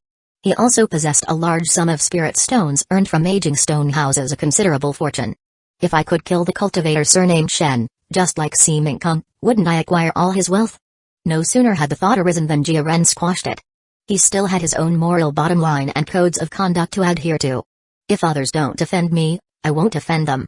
If Jia Ren used his insects to kill, he might indeed be able to secretly and undetectably murder the cultivator surnamed Shen and seize the latter's wealth. But once he entertained such wicked thoughts and grew accustomed to making quick money, he would never be able to return to the slower, conventional ways a loose cultivator earns spirit stones. Why do gamblers get stuck in gambling, unable to extricate themselves? They don't get addicted overnight. Rather, it's because one day they earn a fortune far exceeding what normal means could provide. They mistakenly believe gambling can change their fate, and so they fall deeper into the trap. Once one's values are destroyed, it's incredibly hard to revert to how things were. Bizarre cultivators are the same, their fall doesn't happen in a single day. Apart from a few individuals inherently evil, most are loose cultivators struggling at the bottom. After tasting the sweetness of plunder and murder, they embark on this road of no return. Once accustomed to plundering for quick money, a first time inevitably leads to a second, and then a third. Walk by the riverside often enough, and your shoes are bound to get wet. Someday, one has to pay the price for their actions. Jiren didn't want to live such a perilous life, it was best to nip these dangerous thoughts in the bud. Just gather information, nothing more. Reconnecting to my previous dwelling isn't difficult, it can be done in half a day. I could gain another source of information. Today is the day the transaction meeting reopens. I need to gather more information. Jiren didn't plan to attend the transaction meeting. Failing to acquire the treasures he wanted would only increase his risk of exposure. His main focus was to gather information. Before he could seclude himself to cultivate, a massive roar suddenly came from above. The earth shook, and the mountains trembled. 5 Elements Sect? The commotion has never been this intense before. Jiren halted his cultivation and activated the turtle breath technique, ensuring his aura wouldn't leak out. While improving my cultivation level is important, safety is paramount. What's happened? Being underground and thus cut off from information, Jiren immediately rushed through the tunnel toward Fang Wu's underground trading post. Fang Wu had the widest range of contacts and was the most well-informed. Everything was dark and silent here. I'll wait then. Time ticked by, and Jiren practiced his turtle breath technique to pass the hours. An unknown amount of time passed before sounds finally emerged from the underground trading post. Thousand Beasts Mountain has broken through. I hope it doesn't affect this place. The Great Wilderness Market better hold up. Jiren's eyes lit up, he bore not the slightest goodwill toward the 5 Elements sect and wished for nothing less than its downfall. However, Yang Bingzi is still with the 5 Elements sect. If the sect were gone, all the investments I've made in Yang Bingzi would be for naught. The life and death of a sect isn't something a small fry like me can intervene in. I have no choice but to quietly await the outcome. The ground shook violently, trembling unceasingly. Jiren seriously worried the tunnels might collapse. The worst didn't happen. After about the time it takes to drink a cup of tea, the shaking stopped, and everything returned to calm. Jiren could hear Fang Wu's faint breathing within the underground trading post. A figure barged into the underground trading post, shattering the long-standing stillness. Fang Wu, haha, there's some fantastic news. The spirit fields on Grand Wilderness Mountain are on fire. Thousand Beasts Mountain's attack on the outer city was a feint. Their true aim was to set Grand Wilderness Mountain ablaze. They want to cut off the 5 Elements sect's subsequent supplies. The 5 Elements sect repelled Thousand Beasts Mountain but couldn't protect the spirit fields. All of them were burned to ashes. The spirit rice we've been hoarding can now fetch an astronomical price. People's sorrows and joys rarely align. The complete burning of the spirit fields and the destruction of spirit rice was a catastrophic blow for both the 5 Elements sect and the victimized spirit farmers. But to some, it was a cause for celebration. Thousand Beasts Mountain was one beneficiary, speculators hoarding stocks were another. Simply because the supply of spirit rice had decreased, their potential profits had increased. The most pitiable were, without a doubt, the spirit farmers. The sacrificial lambs of the sect wars. After a busy year, first came the pestilence. Before they could enjoy any peace, the fires of Thousand Beasts Mountain descended upon them. Both disasters were man-made. The spirit farmers I know will be heartbroken again. Alas, war always harms the common folk at the bottom first. With the spirit rice destroyed, it's going to be so hard to buy any now. Jiren felt heavy-hearted. The destruction of the spirit fields was not good news for him. With scarce grain supplies, prices will be even higher. The war had already driven up spirit rice prices. Now, I'm afraid it will be nearly impossible to buy any. I still have over 400 caddies of spirit rice. It seems like a lot, but it won't last too long. The voice sounded familiar to Jiren. He peered through the wormhole toward the underground trading post. His view was limited, but he managed to catch a glimpse of the visitor's face. Qiulong. The loose cultivator Fang Wu had initially found to help with aging the stone houses. When will we sell the spirit rice? Fang Wu adopted a humble posture before the ecstatic Qiulong, ready to follow his lead. They had accumulated a large stockpile of spirit rice, and inner sect disciples of the 5 Elements sect had even questioned why they weren't selling any. The income from the underground trading post hadn't met expectations, so they'd wanted to wrap things up early. Now, it seemed their attitude would undergo a complete 180-degree change. Actively selling it won't fetch a high price. Believe me, It won't be long before loose cultivators come begging at our door. If we don't sell it for at least 1 spirit stone per caddy, how could we justify this heaven-sent opportunity? Chi Yulong thought about the vast amounts of spirit rice he had hoarded, his face blossoming into a wide grin. Selling all this spirit rice will definitely bring a huge fortune. Manage the underground trading post well for me, and you won't be short of rewards.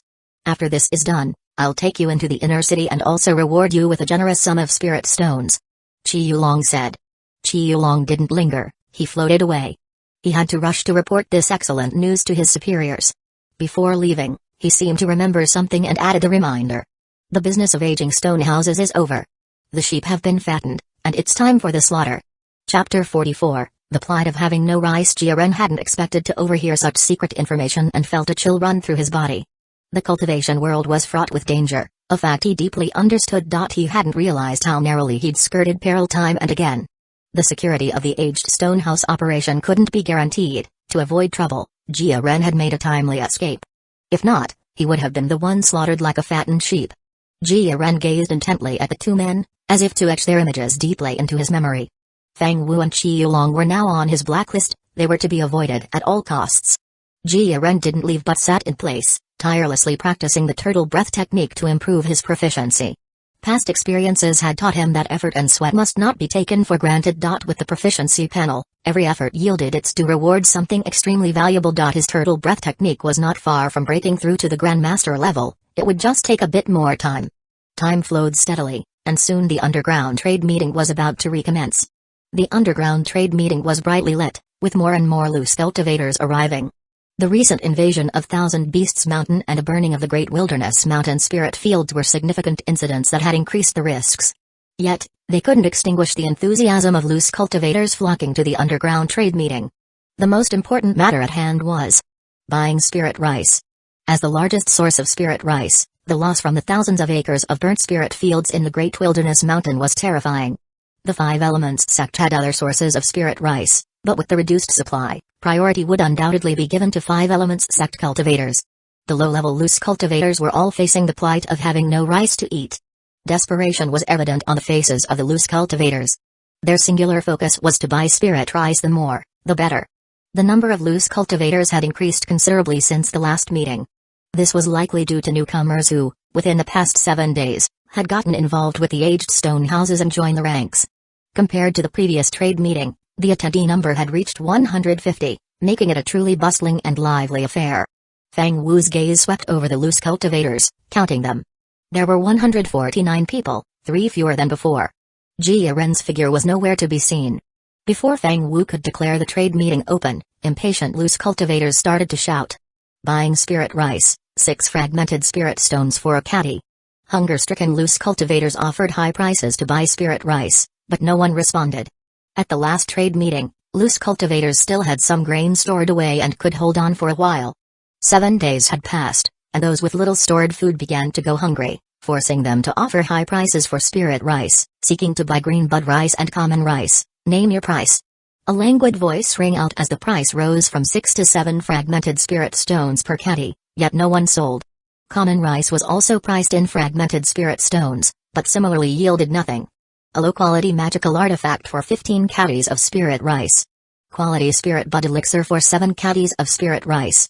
Unlike the previous 2 trade meetings, the variety of goods for trade was much broader.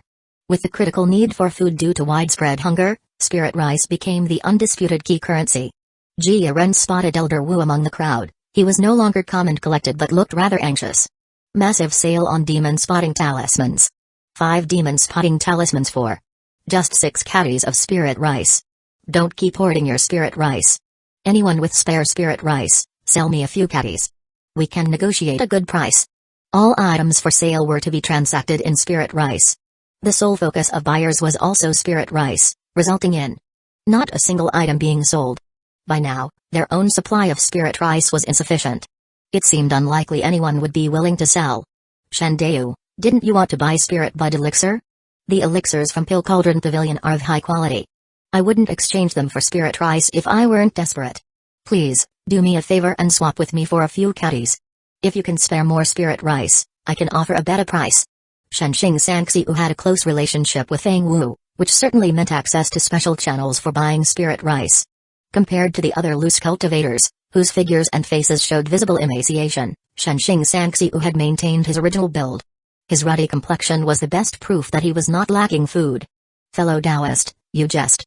I also have no grain in hand. Shenxing Sangxiu was no fool. How could he not understand the other party's sinister motives? Clutching a large sum of spirit stones earned from his aged stone house activities, he felt uneasy. Another portion of spirit rice? Are they wishing for his quick demise? Facing the scrutinizing gazes of the crowd, Shenxing Sangxiu was nervous and on edge. The trading session begins. Everyone may proceed with their exchanges. Fang Wu announced. He seemed to notice Shenxing Sangxiu's predicament and helped ease the situation. A new round of trading commenced, with the only desired item being spirit rice. As one would expect, the exchanges all failed. Not a single person produced even a grain of rice. The loose cultivators' complexions turned unsightly as they realized something. Spirit rice was becoming increasingly difficult to acquire. Taoist Fang, 7 days ago you mentioned that you would sell spirit rice. May I inquire whether the spirit rice has been delivered? The loose cultivators had ventured here, risking danger, all for the spirit rice delivery Fang Wu had promised. This was also their only possible channel to obtain spirit rice. Fang Wu heard this and said with a bitter expression. I'm afraid I have to disappoint you, my Taoist friends. Today, we were supposed to receive several thousand caddies of spirit rice, but unexpectedly, a major incident occurred. The spirit fields were burned.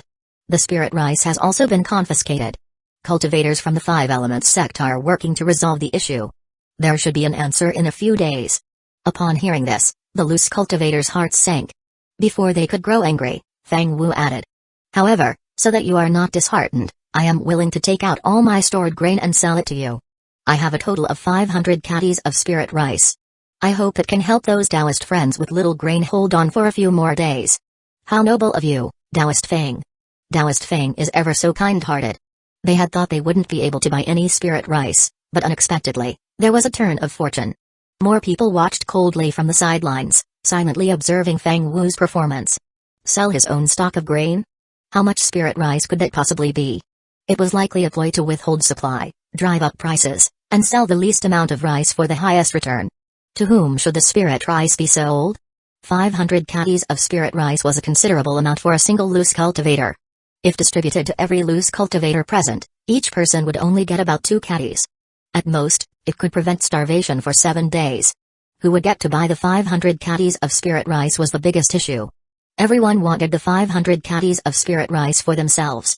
To prevent one person from monopolizing it and leaving other Taoist friends without grain, we will auction the spirit rice in increments of 1 caddy each to ensure fairness. Fang Wu declared. Shrewd merchant. One had to admit Fang Wu was a competent businessman. Selling outright to one person would not fetch a good price and might incite collective anger. Auctioning the spirit rice in portions of 1 caddy would maximize profits, fetching a higher price per caddy. It also ensured that the underground trade meeting could continue, as cultivators wouldn't be entirely unable to purchase spirit rice. If spirit rice couldn't be purchased at the trade meeting, the loose cultivators' trust would collapse, and the meeting itself would likely disband. Killing several birds with 1 stone. The loose cultivators understood Fang Wu's intentions but were powerless to do otherwise. Who among them didn't rely on Fang Wu to obtain spirit rice? The first portion of spirit rice, the starting bid is 1 fragmented spirit stone. Fang Wu announced. A caddy for 1 fragmented spirit stone. The price seemed fair, but it gave people the illusion that anyone could get a bargain. The problem was, this price was bound to be impossible to secure any spirit rice with. As more people participated in the bidding, the price would only go higher. With the loose cultivators out of grain, many already starving, they were willing to pay any price to secure more spirit rice. 7 fragmented spirit stones. Chapter 45, The Lingering Spirit. The first pound of spirit rice at the auction kept climbing in price, quickly surpassing 1 spirit stone. It finally sold for the high price of 2 spirit stones and 3 fragmented spirits. The loose cultivators were all shocked by the price at which a pound of spirit rice was sold. It was terrifying. When did a pound of spirit rice become so expensive? Who could afford spirit rice now? Next time, it should be cheaper. The price of spirit rice in the second auction did not come down as people expected, but instead rose by 3 fragmented spirits. Desperate with hunger, the loose cultivators spared no expense to buy spirit rice. With less rice and more people, many loose cultivators were destined not to get any spirit rice. Initially, they could still restrain themselves and watch from the sidelines. As more and more spirit rice was auctioned off, They could no longer hold back and joined the auction in droves. This also caused the auction price of spirit rice to skyrocket, at one point reaching 4 spirit stones and 7 fragmented spirit stones. Without rice and in desperation, the loose cultivators went mad, Fang Wu's greed sealing their fate. As the spirit rice gradually dwindled, the competing loose cultivators became increasingly frenzied. As the auction neared its end, each pound of spirit rice sold for more than 5 spirit stones, a record high for the Great Wilderness Market. After the auction ended and the frenzy subsided, the loose cultivators looked at their shriveled storage bags with regret. The spirit stones they spent yielded very little spirit rice. How many days could this amount of spirit rice last? Loose cultivators who couldn't afford to join the auction and didn't get even a pound of spirit rice felt a chill creep into their hearts, their gazes towards Fang Wu filled with growing malice. Taoist Fang, what you have done is simply too much. One said. We only buy rice to survive, but the price is just too high. This is outrageous. Life is hard for loose cultivators. Are you trying to drive us to our deaths? Fang Wu swept his gaze over the protesting loose cultivators, his tone growing colder. This is not a charity hall. Everyone here is without spirit rice. I kindly offer my own rations, and yet some people maliciously slander me? We must get spirit rice today. Emboldened by their numbers, the loose cultivators aim to seize the opportunity to snatch some spirit rice. Dare to cause trouble here? Do you want to be captured by the 5 Elements sect? Haha, if we're caught by the 5 Elements sect, at least we'll get a full meal. That's better than starving to death. A jade-colored sword light flew out, directly beheading the troublemaker. With the death of one loose cultivator, the crowd descended into chaos. One by one, they activated their spirit shields and defense artifacts, as if facing a formidable enemy. Only then did they remember this was not the market, safety was not guaranteed. Troublemakers should be slain. Fang Wu declared. The trade fair will reopen 7 days later, and new rice will be delivered. To avoid escalating the situation, Fang Wu announced the end of the trade fair. 500 pounds of spirit rice had sold for 2,000 spirit stones, far exceeding expectations. Yet some loose cultivators were unwilling to leave. Without rice in their pots, how could they go back and wait another 7 days? Could they survive? Would the price of spirit rice be cheaper next time? The loose cultivators were very calm, having survived until now. They held no illusions. If that's the case, let's all become cannon fodder for the 5 Elements sect together. One of them declared. Without the slightest fear, Fang Wu stimulated the spiritual power fluctuation within him, not caring in the least that it would attract the 5 Elements sect cultivators. Was he trying to create a scenario where both sides perish? No, Fang Wu had backing. The only ones who would die were themselves. The hotheads among the loose cultivators regained their senses. They didn't dare to stay a moment longer, fearing that the 5 Elements sect cultivators would come knocking, and hurriedly left. Selling them spirit rice was generous enough, yet they complain about the price. As the loose cultivators left, Qi Yulong, who had been hiding behind the scenes, emerged with a laugh. The total number of spirit stones gained from auctioning the spirit rice is 2,025 spirit stones, plus 3 fragmented spirits. Fang Wu reported. Fang Wu, his smile gone, respectfully handed over the spirit stones, still warm from the exchange. Not bad. Qi Yulong exclaimed. 500 pounds of spirit rice sold for the price of 2,000 pounds of spirit stones. Fang Wu, you are quite talented. 200 spirit stones is your reward. Keep up the good performance. Qi Yulong dined on meat, it wouldn't do for his subordinates to not even have a sip of soup. He still had plenty of spirit rice and relied on Fang Wu to sell it. Taoist Qi, we loose cultivators don't have many spirit stones. Fang Wu said. If we hold another spirit rice auction in 7 days, there won't be much profit to squeeze out afterward. Qi Yulong let out a hearty laugh. Then let's make one last big score. The 5 Elements sect is short on manpower. After we make the last bit of spirit stones from this auction of spirit rice, we'll send them to the 5 Elements sect. The fate of the loose cultivators was clearly arranged, their spirit stones would be drained, and then they would be sent to the battlefield as cannon fodder. Tonight's not bad, time to slaughter a fat sheep. If he had just paid out 200 spirit stones, he had to recoup it from somewhere else. Jia Ren quietly watched the two leave, then decisively followed the underground tunnel toward Shenxing Sanxiu's dwelling. He wasn't there to warn Shenxing Sanxiu. He wasn't close with Shenxing Sanxiu, and it wasn't worth the risk of exposing the tunnels. Using the convenience of the tunnels, Jia Ren arrived at Shenxing Sanxiu's place ahead of Qi Yulong and Fang Wu. The underground chamber was empty, but voices drifted down from above. Shen Deu, please sell me a few pounds of spirit rice. A voice pleaded. You can't just stand by and watch me die. The voice added, sounding desperate. Someone was at the door wanting to buy spirit rice? Jia Ren thought. Taoist, you jest.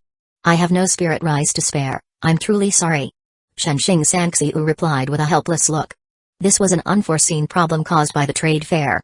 He was known to be closely associated with Feng Wu, and his trade in old stone houses had earned him a hefty sum of spirit stones. He wasn't short on spirit rice, which was sure to make others envious. Even if he claimed to not have much spirit rice, no one would believe him. The nameless loose cultivator spoke with a mournful tone. Shen Deu, won't you give me a way to live? Taoist Feng, why have you come? Shenxing Sangxiu exclaimed in pleasant surprise. Feng Wu had helped him considerably, and gratitude filled his heart. Before he could voice his thanks, a long spike pierced his heart, leaving a bloody hole through his body. The killer was the trusted Feng Wu. Until the very end, Shenxing Sangxiu's face held an expression of utter disbelief. You've got some nerve. The other loose cultivator exclaimed in shock and anger at Feng Wu. Shen Deu didn't want to sell you spirit rice, but was that reason enough to murder him? It was clearly you who murdered him, yet you're the one shouting catch the thief. A magic sword radiating a jade glow shot out from the shadows, severing his head. The words he never uttered followed him to the underworld. Qi Yulong emerged from a dark corner, a smirk on his face.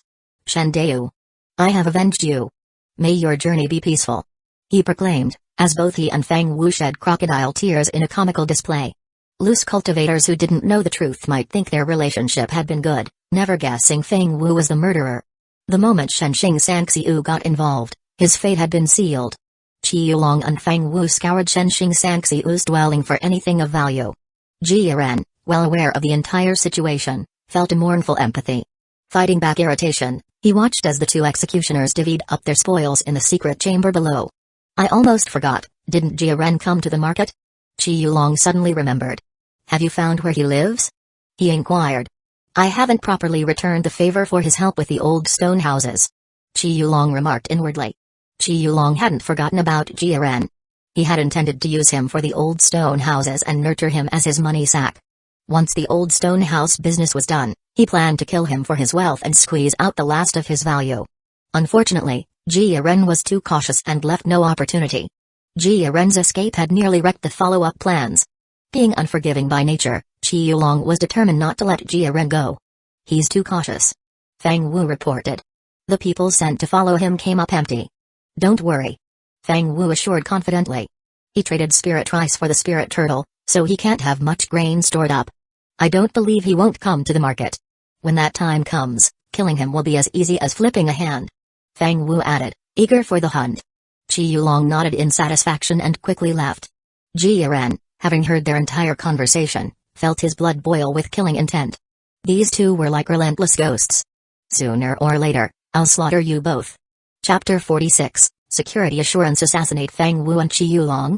Unlike Xi Kung, Feng Wu and Qi Yulong were both at the 6th layer of Qi refinement, their strength surpassing his. Their magic artifacts, treasures, and mastered spells were unknown, and a single exotic black mosquito could not guarantee a successful assassination. The price of a failed assassination was the exposure of the tunnels, being hunted by Feng Wu and Qi Yulong, and threats from the Five Elements sect. The risk was too great. Let them live a little longer for now. It wouldn't be too late to kill them when my strength far surpasses theirs. Battling those of a higher cultivation level was extremely dangerous. The victor became king, while the loser ended up in the netherworld. Jia Ren preferred to use absolute strength to crush his enemies, giving them no chance to counterattack. Breakthrough Tunnel Number 6 to Qi Yulong's residence. A new tunnel was added, connecting to Qi Yulong's residence. Only by knowing oneself and the enemy can one emerge victorious in every battle. Understanding more about their habits was key to targeting their weaknesses. Jia Ren kept a close watch on them. If an opportunity arose, he would not miss it. After watching the entertaining spectacle, he continued to increase his proficiency level in the Turtle Breath Technique. Turtle Breath Technique Proficiency Level +1. Turtle Breath Technique, Grandmaster Level. With this final increase in proficiency, the Turtle Breath Technique successfully broke through to the Grandmaster level. The Turtle Breath Technique's ability to conceal one's aura became even stronger, making Jia Ren's hiding place underground even more secure. Unlike the immediately apparent improvements from the Metal Finger Technique and Wind Control skill, the effects of the Turtle Breath Technique at the Grandmaster level would require time to ascertain. 2 days later, Tunnel Number 6 was completed, opening a new channel for information. The female cultivator surnamed Wang has completely vanished? Jia Ren peered through the wormhole. The secret chamber where the female cultivator surnamed Wang had been was empty, her whereabouts were unknown. Is she dead? The intelligence value of this location was dwindling. Since learning about the spirit turtle, he had acquired no further useful information. As usual, he went to Elder Wu's dwelling. Elder Wu had bought 9 jin of spirit rice at a high price through the trade fair. He was one of the loose cultivators at the underground trade fair who had bought the most spirit rice.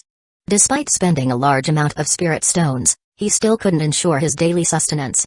Elder Wu no longer possessed the essence, energy, and spirit he once had, nor did he have the vigor or inclination to create talismans. He feigned sleep to reduce his consumption of energy and food, thereby maintaining a peak state.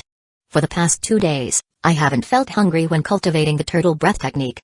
Could this be an additional effect now that the turtle breath technique has reached the Grandmaster level? It's not bad. At least I don't have to worry about running out of spirit rice and starving to death. Jia Ren had long been aware of the crisis. With the spirit fields on Grand Wilderness Mountain gone, obtaining more spirit rice was difficult. Every bit consumed was a bit less in his reserves. For the past 2 days, he had consciously reduced his daily spirit rice consumption. Thanks to Si Mingkong's selfless contribution, the corner worm's demand for food was temporarily met. The next time he fed spirit rice to the corner worms, he could reduce their numbers. The master can't starve while the worms have an unending supply of spirit rice. Elder Wu had no intelligence to offer, so the third place Jia Ren visited was Fang Wu's residence. Compared to the desolation of the other locations, Fang Wu's underground trade fair was quite bustling. Since the spirit rice auction, dozens of loose cultivators had come, either to buy spirit rice or to attempt robbery and murder. Everyone had witnessed the 500 jin of spirit rice selling for 2,000 fragmented spirit stones. Quite a few were tempted. Loose cultivators without spirit stones or spirit rice had nothing to lose. Driven by desperation, they were bold enough to rob for spirit stones and food. Fellow Taoists, please leave. Don't force our hand. 2 loose cultivators at the 6th layer of Qi refinement emerged, their expressions unfriendly as they faced the newcomers. Taoist Liu, Taoist Ma, why must you aid a tyrant in his wicked deeds? If you get your hands on the plundered spirit rice and spirit stones, would you still be afraid of starving? Fang Wu was merely an agent. The spirit stones had long been handed over to the 5 Elements sect cultivator. Even if they killed Fang Wu, how much spirit rice and spirit stones could they actually seize? Robbery is a one-time deal. How would the plundered spirit rice and spirit stones be divided? And where would they buy more spirit rice afterward? Being employed by Fang Wu at least guaranteed them a daily supply of spirit rice. The 2 loose cultivators remained unmoved. They drew their magic artifacts and coldly declared, "Approach and die." The loose cultivators who were still considering action weighed their strength against the guards and departed, disgruntled. Fang Wu then said, "Thank you for your trouble, fellow Taoists. Here is your share of spirit rice for today." Each received 2 jin of spirit rice and thanked him profusely. Ever since the spirit rice auction, Fang Wu, concerned for his safety, had begun hiring loose cultivators using spirit rice as payment. 2 jin of spirit rice? Previously, that amount would have been an insult to a cultivator at the 6th layer of Qi refinement. But now, with spirit rice prices so high, even a single jin was hard to obtain, and some would willingly kill for 2. Employed by Fang Wu, they received a guaranteed 2 jin of spirit rice daily, a fact that made countless other loose cultivators green with envy. Hiring a 6th layer Qi refinement loose cultivator for 2 jin of spirit rice is truly a bargain. The auction price for spirit rice was terrifying, yet its cost price was merely 3 fragmented spirits per jin, making this hiring fee exceptionally cheap. Those remaining loose cultivators won't be able to cause trouble for much longer. The trade fair will reopen in 5 days, and that will be their doom. It's time to consider an escape route. When no one was watching, Fang Wu's smile vanished, his face clouding over with worry. To outsiders, he appeared to be in charge of the underground trade fair, always cheerful and beaming. He lacked neither spirit stones nor spirit rice, held a high position, and maintained good relations with many loose cultivators. But this was merely superficial splendor. In reality, he was walking on thin ice. Fang Wu was well aware of his position. He was just a dog kept by Qi Yulong. To secure entry into the inner city, he had abandoned his dignity and curried favor in every conceivable way. The more he understood Qi Yulong, the clearer Qi Yulong's true nature became to him.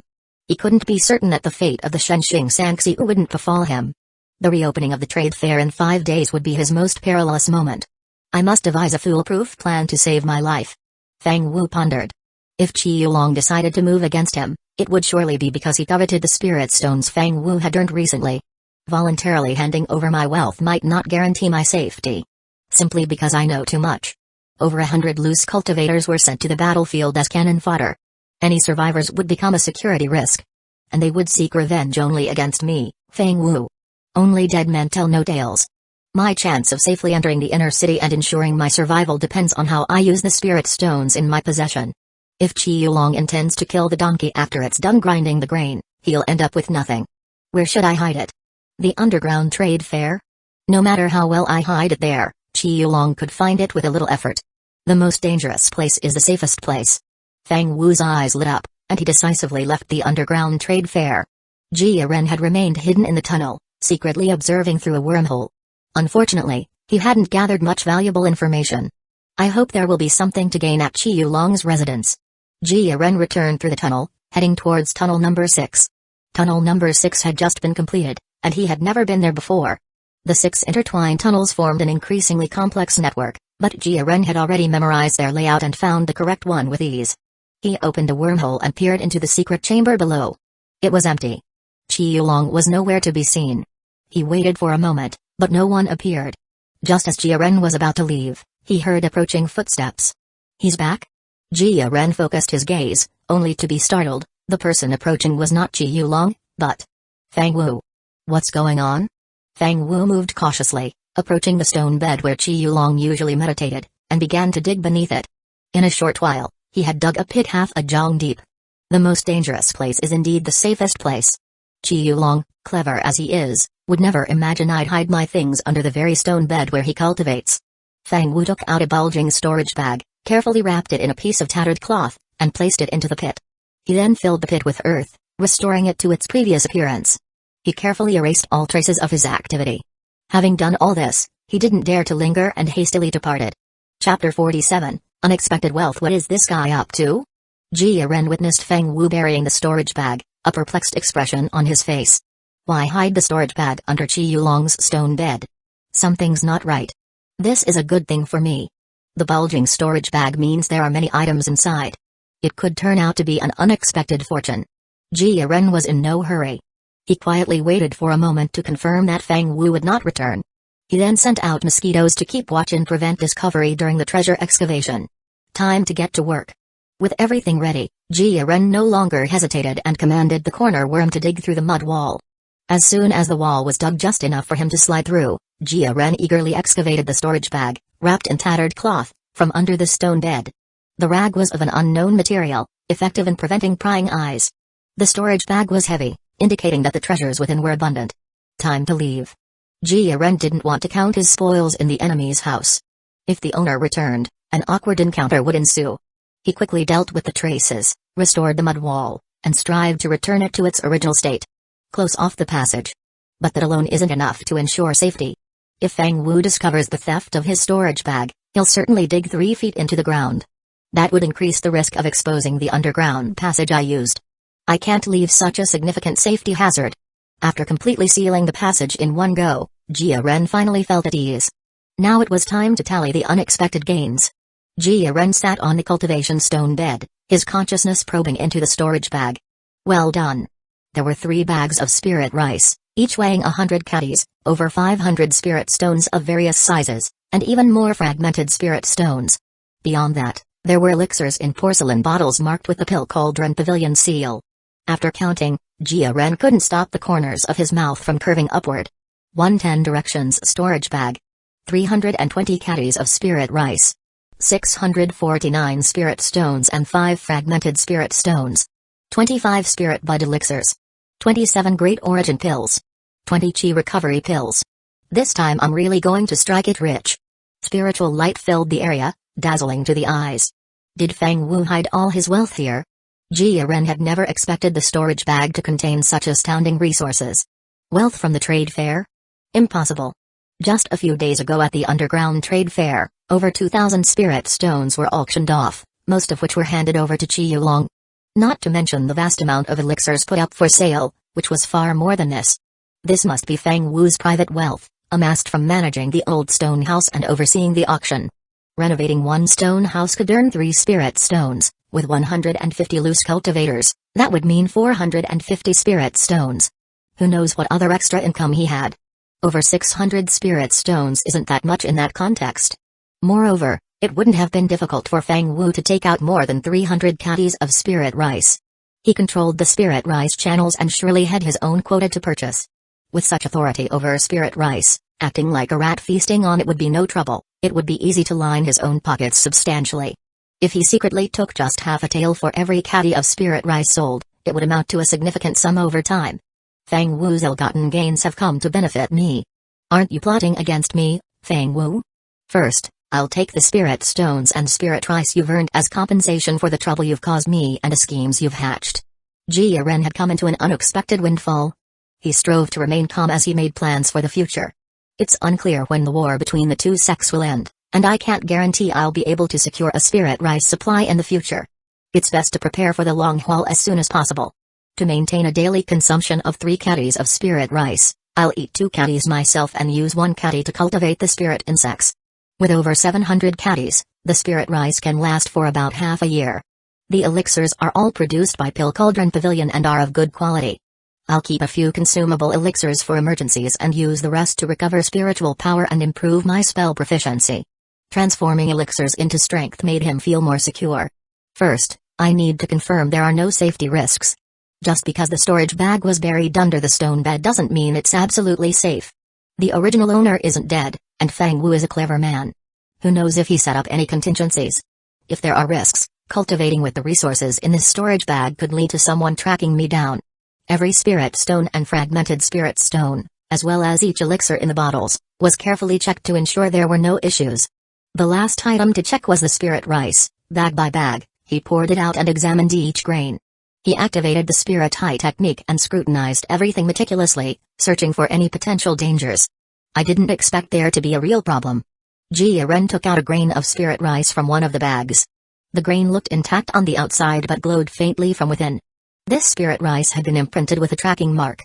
If he hadn't discovered it in time, he would still have been rejoicing over his newfound wealth, unaware that he was effectively revealing himself to Fang Wu. The cultivation world is full of dangers, one cannot be too careful. One slight mistake, and you could capsize in the gutter. Jia Ren did not hesitate for a moment. He resolutely destroyed the spirit rice grain with the tracking mark, erasing all traces. Afterwards, he painstakingly checked everything twice more to ensure there were no mistakes before carefully putting away his spoils. Before the next trade meeting begins, I'll focus on cultivating in peace. He swallowed a spirit bud elixir, and the turtle spirit technique slowly circulated, transforming the elixir into thick tortoise spirit energy. Time passed in cultivation. Before he knew it, it was the 5th day, the time for the 4th trade meeting to begin. Should I inform Elder Wu that the trade meeting is unsafe? Jia Ren remembered the secret conversation between Qi Yulong and Fang Wu. He understood that after the 4th underground trade meeting concluded, the 5 Elements sect would swoop in to capture everyone. They would seize all the spirit stones from the loose cultivators. Those loose cultivators, having been squeezed dry of their spirit stones' value, would be rounded up by the 5 Elements sect to serve as cannon fodder on the battlefield, extracting their last bit of worth. Elder Wu was sure to be one of those taken to serve as cannon fodder if he attended the underground trade meeting. If that happened, Jia Ren's plan to acquire the Seeking Demon Talisman technique would fail. No matter what, I have to give it a try. Jia Ren didn't plan to risk himself. He decided to send the mosquito with a warning note. I'll regard it as an investment. Do what one can and leave the rest to fate. Whether Elder Wu is willing to believe it or not will depend on his own destiny. Trying might not yield results, but it's still much better than doing nothing. If Elder Wu can escape this disaster and owes me a life-saving favor, obtaining the Seeking Demon Talisman technique will be much easier. Go. Jia Ren confirmed there were no traces of his own scent or marks on the note that could be located by tracking spells. Only then did he send the mosquito off from the exit of his previous dwelling, delivering it to a conspicuous place at Elder Wu's residence. Having done all this, Jia Ren went to check on Elder Wu's underground chamber.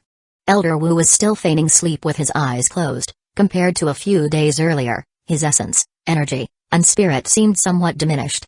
Jia Ren waited quietly, cultivating the turtle breath technique. I won't pass up any opportunity to improve myself. In a world replete with crises, only my own strength can be trusted. After waiting for 2 hours, Elder Wu left the underground chamber. He consumed the remainder of his meager spirit rice supply, conserved his strength, and readied himself to participate in the underground trade meeting. With no security measures at the trade meeting, maintaining peak combat readiness is essential to better handle any dangers that might arise. Otherwise, even if I manage to purchase spirit rice, It will be impossible to bring it back safely. Elder Wu had just returned to his stone house when he noticed a piece of paper on the stone table. It read, "The trade meeting is a trap. The Five Elements sect is approaching. Hide for a few days." Chapter 48, Catching Turtles in a Jar. Is the message true or false? Elder Wu hesitated for a moment but ultimately decided to flee. It's better to believe it's true than to risk it being false. In any case, safety comes first. The Five Elements sect treats loose cultivators who master the four arts of cultivation favorably. War is a contest not only of strength but also of resources. Although Elder Wu was a talisman master, his specialty, the demon spot talisman, was of little use in the war between the two sects. His only value would be to serve as cannon fodder on the battlefield. Elder Wu didn't dare to attend the trade meet. He decisively packed up the few items in his underground chamber and made a run for it at the first opportunity. He's gone? Jia Ren watched Elder Wu hurry away, believing his warning had taken effect. Whether I'll be able to acquire his demon spawn talisman technique in the future will be up to fate. Time to go watch the show at the underground trade meet. Jia Ren left the tunnel where Elder Wu had been and headed to the underground trade meet. Just as the trade meet opened, a steady stream of loose cultivators arrived. In a short time, nearly 140 loose cultivators had gathered. Except for a few individuals like Feng Wu, the loose cultivators were all visibly emaciated. Magic artifacts and elixirs in exchange for spirit rice. Fellow Taoist, please, be so kind as to sell me a few pounds of spirit rice. The loose cultivators knew the chances of exchanging for spirit rice were slim but still clung to a thread of hope. The result was the same as last time, no trades were made. Everyone was short on food.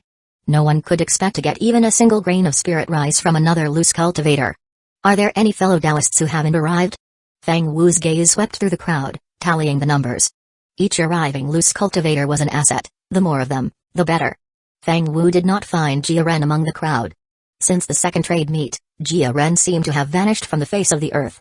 Feng Wu had secretly informed a few loose cultivators to report Jia Ren's location in exchange for a reward of 10 pounds of spirit rice. Quite a few had searched for days but found nothing. If Jia Ren doesn't show up at this trade meet, there will be no chance of capturing him in the future. Taoist Wu didn't come either? Elder Wu, master of the demon spawn talisman technique, was also a key target for Feng Wu. He had planned to starve Elder Wu for a while. When Elder Wu was at his wit's end, Feng Wu intended to trade spirit rice for the demon spawn talisman technique. He hoped to make one last profit before the Five Elements sect swept them all up. The four arts of cultivation were irresistibly tempting. Even if one didn't learn them, they could be resold for a high price. To his surprise, Elder Wu had also disappeared. Feng Wu felt frustrated, things had not been going well lately. Taoist Feng, may I ask how much spirit rice you plan to sell? Will it be sold in the usual manner? Numerous eager eyes were fixed on Feng Wu. This was the only channel through which they could acquire spirit rice. Although the price of spirit rice was steep, at least it was available for purchase. The more spirit rice that was sold, the greater their chances of survival. There will be a total of 1,000 pounds of spirit rice at this auction. Feng Wu announced. I understand the hardship of my fellow Taoists. Each of you can buy 4 pounds of spirit rice at the cost price of 6 fragmented spirit stones per pound. 1,000 pounds of spirit rice? That quantity is still too little. A cost price of 6 fragmented spirit stones per pound? 4 pounds of spirit rice per loose cultivator. For nearly 140 cultivators, that means the 1,000 pounds of spirit rice is almost 600 pounds short. The eyes of loose cultivators who had neither spirit rice nor spirit stones lit up with a glimmer of hope. Regardless, an extra 4 pounds of spirit rice offered a glimmer of hope for survival. Taoist Feng Wu is benevolent. 4 pounds per person is too little. Could it be increased to 7 pounds so everyone gets an equal share? Thank you, Taoist Feng Wu. I misunderstood you before. Compared to the previously tense atmosphere, the mood in the hall eased slightly. Everyone, please be quiet. Feng Wu gave a wry smile and sighed. I, too, wish that none of my fellow Taoists had to worry about a spirit rice shortage. Ever since the spirit rice from Grand Wilderness Mountain was burned, its price skyrocketed, and it became a prohibited item for sale. The Five Elements sect cultivators also need to earn spirit stones. Would they sell at cost price and take such risks? They won't conduct business at a loss. Without profit, the next trade meet won't have a single grain of spirit rice. Providing this much is already the limit of what I can do. I hope my fellow Taoists will understand. After the spirit rice, there will also be an auction for 30 fasting pills. First, every Taoist, please come and buy your rice. Feng Wu was well prepared, taking out bags of spirit rice weighing 4 pounds each, continuously exchanging them for spirit stones from the loose cultivators. Taoist Fang, you didn't discuss this matter with me. Qi Yulong's transmitted message rang in Fang Wu's ear, his voice filled with coldness. 6 fragmented spirit stones per pound of spirit rice was not the cost price, profits could still be doubled from that. Last time, spirit rice sold for an average of 4 spirit stones per pound. Compared to that, 6 fragmented spirit stones per pound this time represented a huge loss in potential earnings for Qi Yulong. Failing to earn the expected amount of spirit stones was considered a loss, so how could Qi Yulong not be angry? He had originally hoped to auction off 1,000 pounds of spirit rice for 4,000 spirit stones. If we still use the previous auction method, Taoist Qi, do you know what will happen? Fang Wu transmitted in reply.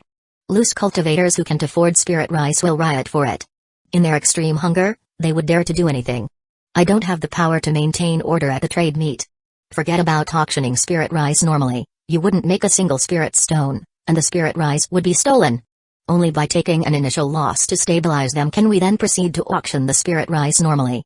Those loose cultivators who lack the means to participate in the auction still possessed spirit stones, just not enough to meet the auction requirements. By selling a portion at a low price, we can still extract the spirit stones they have. Rest assured, the spirit stones gathered from this auction won't be much less than anticipated. Qi Yulong stopped transmitting messages. Compared to Qi Yulong, Fang Wu was the more competent businessman, possessing a better grasp of the overall situation. Every loose cultivator had received some spirit rice. Although the amount was not large, it could at least sustain them for a few more days. We'll use the same method as last time for the auction, selling the spirit rice by the pound. Fang Wu declared. Having reaped rewards from the last spirit rice auction, how could he abandon the method that maximized profits? Taking out half the spirit rice was merely for stabilization. The remaining spirit rice would still be sold using the method that yielded the most spirit stones. The amount of spirit rice up for auction was less than last time, but the loose cultivators were far hungrier. Loose cultivators with larger reserves of spirit rice found them dwindling after such prolonged consumption, leaving them with very little. 4 pounds of spirit rice was not enough to alleviate their concerns about their dwindling supplies. The competition was bound to be fiercer than last time. 1 fragmented spirit stone per pound to start the auction. The loose cultivators, having learned their lesson from the previous auction, bid fiercely, and the price of spirit rice soared rapidly. The first auction pound of spirit rice sold for the high price of 4 spirit stones and 2 fragmented spirit stones. The remaining spirit rice, just like at the last auction, saw its price skyrocket. Driven by hunger, the competition for spirit rice was intense, and auction prices surpassed the previous limits. 6 spirit stones per pound. The remaining spirit rice was sold off quickly, like flowing water. The total sum surpassed the 2,000 spirit stones from the last auction, reaching 3,000 spirit stones. The loose cultivators' spirit stones had been mostly squeezed dry, so the fasting pills didn't fetch a high price at auction. The reason was simple, the loose cultivators' spirit stones had been completely drained. Time to close the net. Qi Yulong thought. As the fasting pills were being auctioned, Qi Yulong had already informed the 5 Elements sect cultivators. The auction had just concluded when a potent surge of spiritual power fluctuation erupted from behind them. The 5 Elements sect cultivators descended, blocking the sole exit of the underground trade meet, trapping them like turtles in a jar. Chapter 49, Grinding the Mill, Killing the Donkey. How did the 5 Elements sect cultivators get here? Weren't they supposed to guarantee the trade meet's safety? Run. I don't want to be captured by the 5 Elements sect and dragged to the battlefield. The loose cultivators reacted to the sight of the 5 Elements sect cultivators like mice seeing a cat. Despite hiding until now, they ultimately couldn't escape the grasp of the 5 Elements sect. War was a meat grinder. Among the forcibly conscripted loose cultivators, those who returned alive were few and far between. Without spirit rice, they could barely survive, but on the battlefield, only a dead end awaited. How audacious! How long were you planning to hide? Send them all to the battlefield. Facing the elite of the 5 Elements sect, who were in peak condition and at the height of their power, the loose cultivators felt as desolate as mourners at a funeral. They wanted to run, but alas, their escape routes were cut off, and all hope was lost.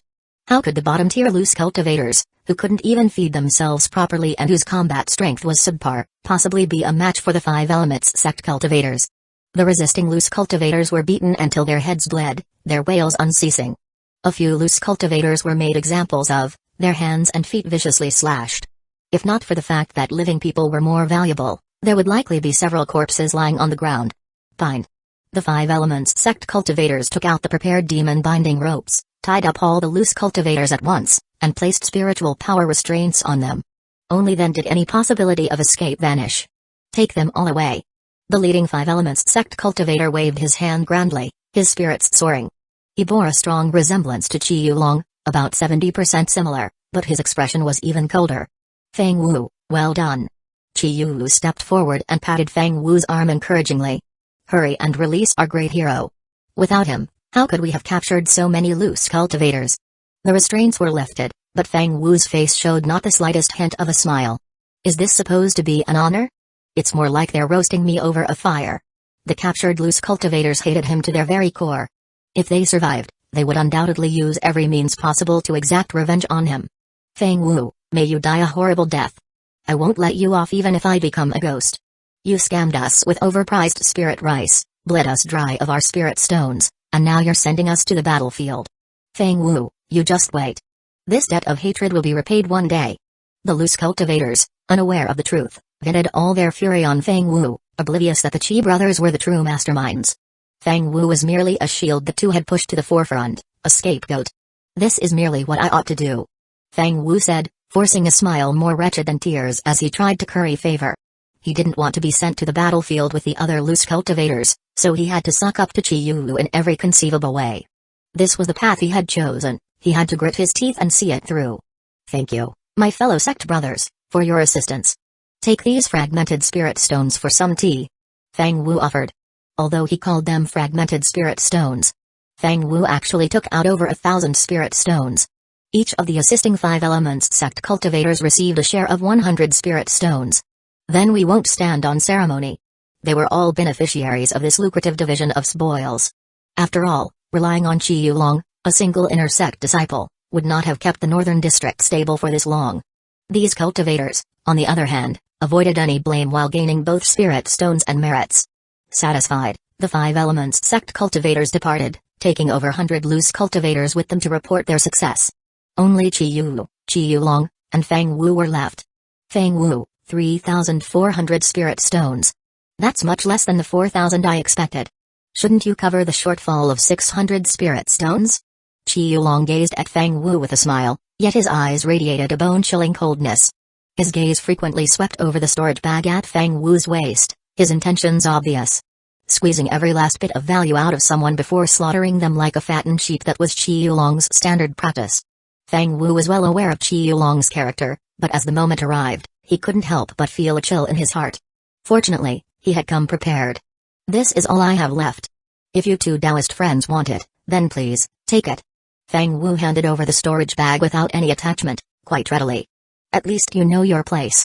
When Qi Yulong's spiritual sense probed the storage bag, the smile vanished from his face, replaced by an expression as dark as deep water. Is Feng Wu trying to fool me? Why so few spirit stones?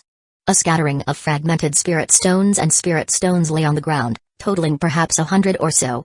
While 100 spirit stones was a considerable sum for an ordinary loose cultivator, it was beneath Qi Yulong's notice. He clearly remembered all the earnings Feng Wu had made, having mentally noted every spirit stone. Even if Feng Wu couldn't produce 1,000 spirit stones, he should have at least 700 or 800. Qi Yulong hadn't even planned to let the Shenxing Sanxiu's 200-odd spirit stones go, much less the far greater amount Feng Wu possessed. Qi Yulong had offered benefits to make Feng Wu work desperately for him. Once everything was concluded, he intended to reclaim everything, with interest. Then, he'd conveniently kill Feng Wu to prevent any future retaliation. Playing mind games with me? Qi Yulong searched Feng Wu's person but found no second storage bag. Is this all? Do I need to force you to tell me? His expression was as dark as stormy waters. The white jade sword hovered in midair, its tip a mere half-inch from Feng Wu's brow. The sword's brilliant aura pulsed at its tip, slicing Feng Wu's skin. Blood began to trickle down his forehead.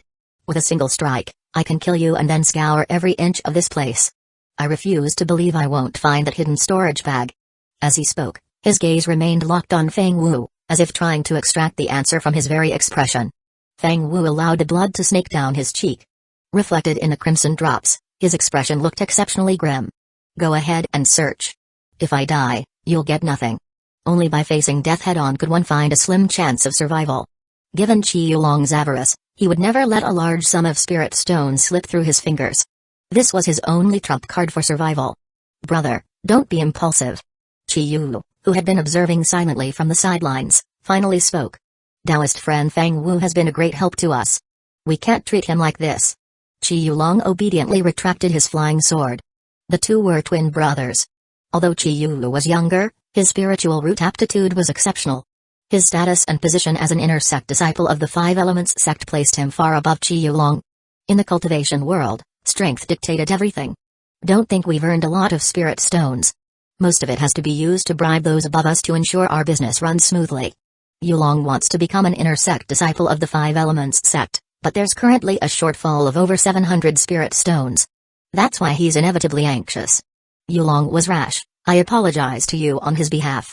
As long as you make up this spirit stone shortfall, I guarantee your entry into the inner city and will exempt you from conscription. Fang Wu, having seen the Qi brothers' true colors, remained unmoved. Honor your promise, and I'll tell you where the spirit stones are buried. Alternatively, you can search for it yourself and see if you can find it. Qi Yu looked at Fang Wu intently, finally memorizing his face. As you wish, I will take you into the inner city. If you dare deceive me, I'll make you pay dearly. It was difficult for loose cultivators to evade conscription, but for someone within the Five Elements sect, it was a different matter. Qi Yu had just performed a meritorious deed, so arranging this was a trivial matter for him. After a brief discussion, the three reached a mutually beneficial agreement. Jia Ren watched the spectacle calmly from beginning to end. One had to admit, Fang Wu was a resourceful man. By hiding that storage bag, he had ensured his own safety. Although he wasn't the biggest winner, he had managed to extricate himself from a dangerous situation. He had even secured entry into the inner city, thereby avoiding conscription. However, now that Jia Ren had taken that storage bag, unforeseen complications were bound to arise. With the loose cultivators of the northern district completely cleared out, a long period of tranquility should follow. In the near future, with fewer disturbances from Five Elements sect cultivators, I should be able to cultivate in peace.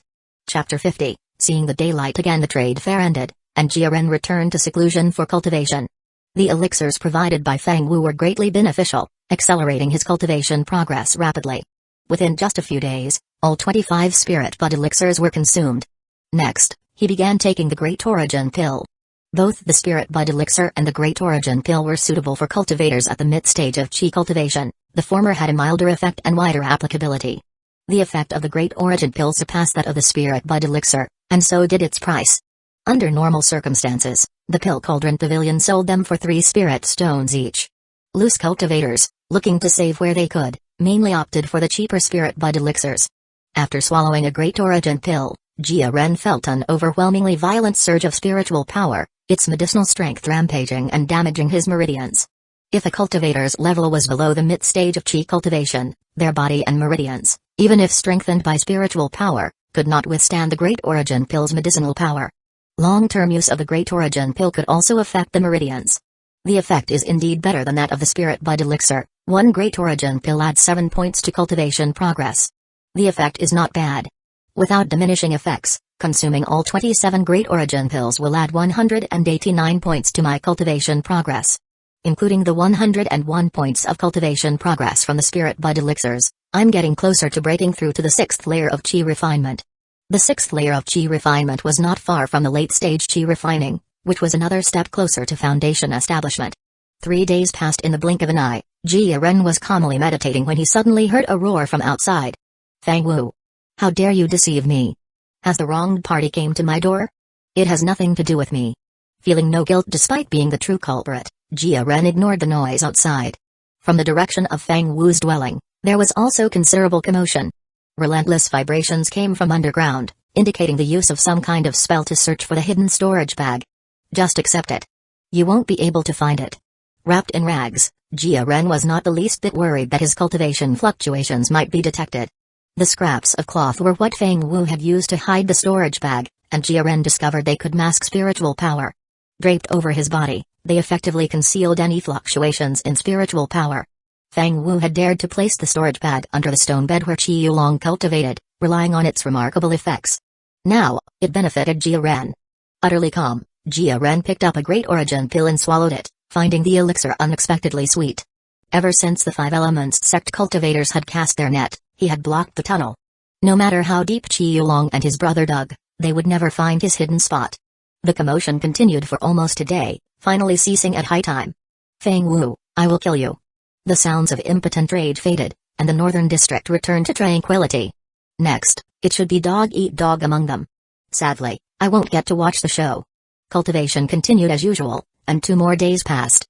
Once a great origin pill was fully refined and the pain in his meridians became unbearable, Jia Ren finally understood the side effects of the great origin pill.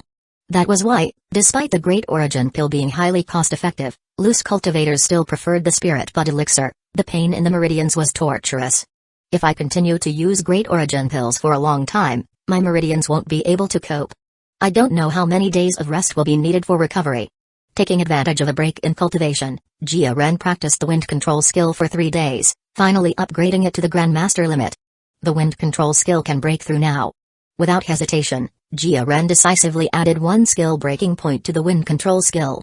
In an instant, a deeper understanding of the wind control skill surged in his mind.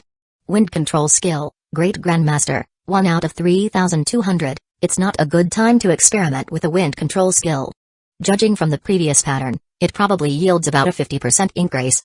With the Grandmaster level wind riding technique combined with the breeze robe, wouldn't that be 9 times as effective as the entry-level wind control skill? His environment was limited, preventing him from fully unleashing its power. Jia Ren did not wish to attract the 5 elements sect's attention just for the sake of experiencing the Grandmaster level wind riding technique. Is the sword control technique faster, or is the Grandmaster level wind riding technique quicker? There was no doubt that among chi refining stage cultivators, his speed was top tier. Continuing to improve the wind control skill required not only proficiency level but also skill breaking points, so there was no chance for further advancement in the short term. I can focus my energy on other spells. The turtle breath technique had reached the Grandmaster level, and it was not far from the Grandmaster limit. In recent days, he had concentrated on the turtle breath technique, aiming to reach the Grandmaster level as soon as possible. On the 7th day, the mosquito responsible for surveilling Elder Wu's residence sent a warning: someone was in the stone house. Has Elder Wu returned? There's hope for the Seeking Demon Talisman technique yet. Excited, Jia Ren quickly stopped his cultivation and hurried to the 5th tunnel, where Elder Wu resided. After half a month, through the tunnel wormhole, he saw Elder Wu once again. Elder Wu no longer had the air of a lofty immortal. His hair was like straw, and he was so thin he was skin and bones. Most importantly, there was a faint evil aura about him. Jia Ren, wearing the worn cloth to hide his spiritual power fluctuation, was not worried about his spirit high technique probe being discovered. I never thought I'd die here. Elder Wu muttered. The underground trade meeting is gone. I can't buy an evil warding talisman. I'll have to make a trip to the 5 elements sect. Desperation filled Elder Wu's eyes, making him appear even older. He had came to the northern district to see if the underground trade meeting was still active and if he could buy an evil warding talisman. In the end, I couldn't escape it. After speaking, Elder Wu gave a wretched smile and shook his head as he left. The chances of surviving a trip to the 5 elements sect battlefield were extremely low, but it was still much better than waiting here for death. Jia Ren's expression changed as he considered whether to make a trade. He still had 6 evil warding talismans, so offering 1 or 2 would not be a problem. If he could exchange them for the Seeking Demon Talisman technique, that would be perfect. He had long yearned for the Seeking Demon Talisman technique. If he missed this opportunity, he did not know when he might learn talisman crafting. Danger? After his mosquitoes had swept the northern district, there were almost no traces of loose cultivators, perhaps just a few hiding very deeply. After the 5 elements sect cultivators captured those from the underground trade meeting, they had not wasted any more energy and had not returned. Elder Wu's cultivation level was at the 6th layer of chi refinement, higher than Jia Ren's. However, Elder Wu's actual combat power and vital energy state were far inferior to Jia Ren's, so defeating him would not be difficult. If he needed to escape, his Grandmaster level wind riding technique would ensure his safety. Jia Ren sent out mosquitoes to confirm there was no danger nearby and decisively broke into the stone house of the female cultivator surnamed Wang. More than a month later, he finally left the tunnel and saw the light of day again. Mottled sunlight filtered through the cracks of the dilapidated stone house, falling on his face. Jia Ren covered his face with his hand, feeling extremely uncomfortable. Having been underground for a long period, away from sunlight, he needed time to adjust. His gaze fell upon a dressing bronze mirror, likely a relic of the female cultivator surnamed Wang. The dim surface of the mirror reflected a pale, bloodless young man, his hair and Taoist robe covered in dirt, looking unkempt and dirty. Jia Ren managed a grim smile. He had never been so wretched before. At least, I am alive. That was much better than the loose cultivators captured by the 5 elements sect to be used as cannon fodder. As long as a person is alive, There's hope. See that he gets this. Jia Ren wrote a note and had a mosquito deliver it to Elder Wu, to avoid Elder Wu having already left by the time Jia Ren could visit him. Meanwhile, he took the time to wash and groom himself. One must maintain dignity. It was not good to show others such a disheveled appearance. He gathered water, lit a fire to boil it, and then comfortably soaked in a hot bath. The hot water had to be changed 3 times before it was no longer excessively murky. After cleaning himself, he put on a dust-free breeze robe, groomed his beard, and reverted to the handsome young man he had been before. The only thing that had changed from a month ago was his poor complexion, giving him the look of someone just recovering from a serious illness. Once his eyes adjusted to the brightness, Jia Ren finally stepped out of the house. Chapter 51, Finally got a charm technique, please follow, Taoist. Jia? Elder Wu sat before a clean stone table, upon which lay 2 slips of paper with matching handwriting. His face showed surprise when he saw Jia Ren. Thank you, Taoist Jia, for the warning that saved my life. Jia Ren's whereabouts were a mystery, shrouded in secrecy. They had met only once at the second trade fair. Seasoned with experience, Elder Wu understood Jia Ren's intentions. I originally had no objections to teaching you the Seeking Demon Talisman technique, but I, Wu, have been infected by an evil energy and am too weak to help. He sighed deliberately, wanting to confirm if Jia Ren possessed an evil warding talisman. Jia Ren sat opposite him, a spirit shield and turtle prime spirit armor activating around his body, adopting a posture of caution and defense. Taoist Wu, can you tell me what happened after I left? As far as I know, all loose cultivators infected with the evil energy were forcefully conscripted by the 5 Elements sect. There should be no risk of infection in the outer city. Why would you, a talisman maker, end up in such a plight? It's impossible that you had no evil warding talismans prepared. Jia Ren was not in a hurry to ask about the Seeking Demon Talisman technique. That would make Elder Wu think he was desperate, causing Jia Ren to lose the initiative in negotiations and allowing Elder Wu to drive a hard bargain. Even if he obtained the technique, the price would likely be steep,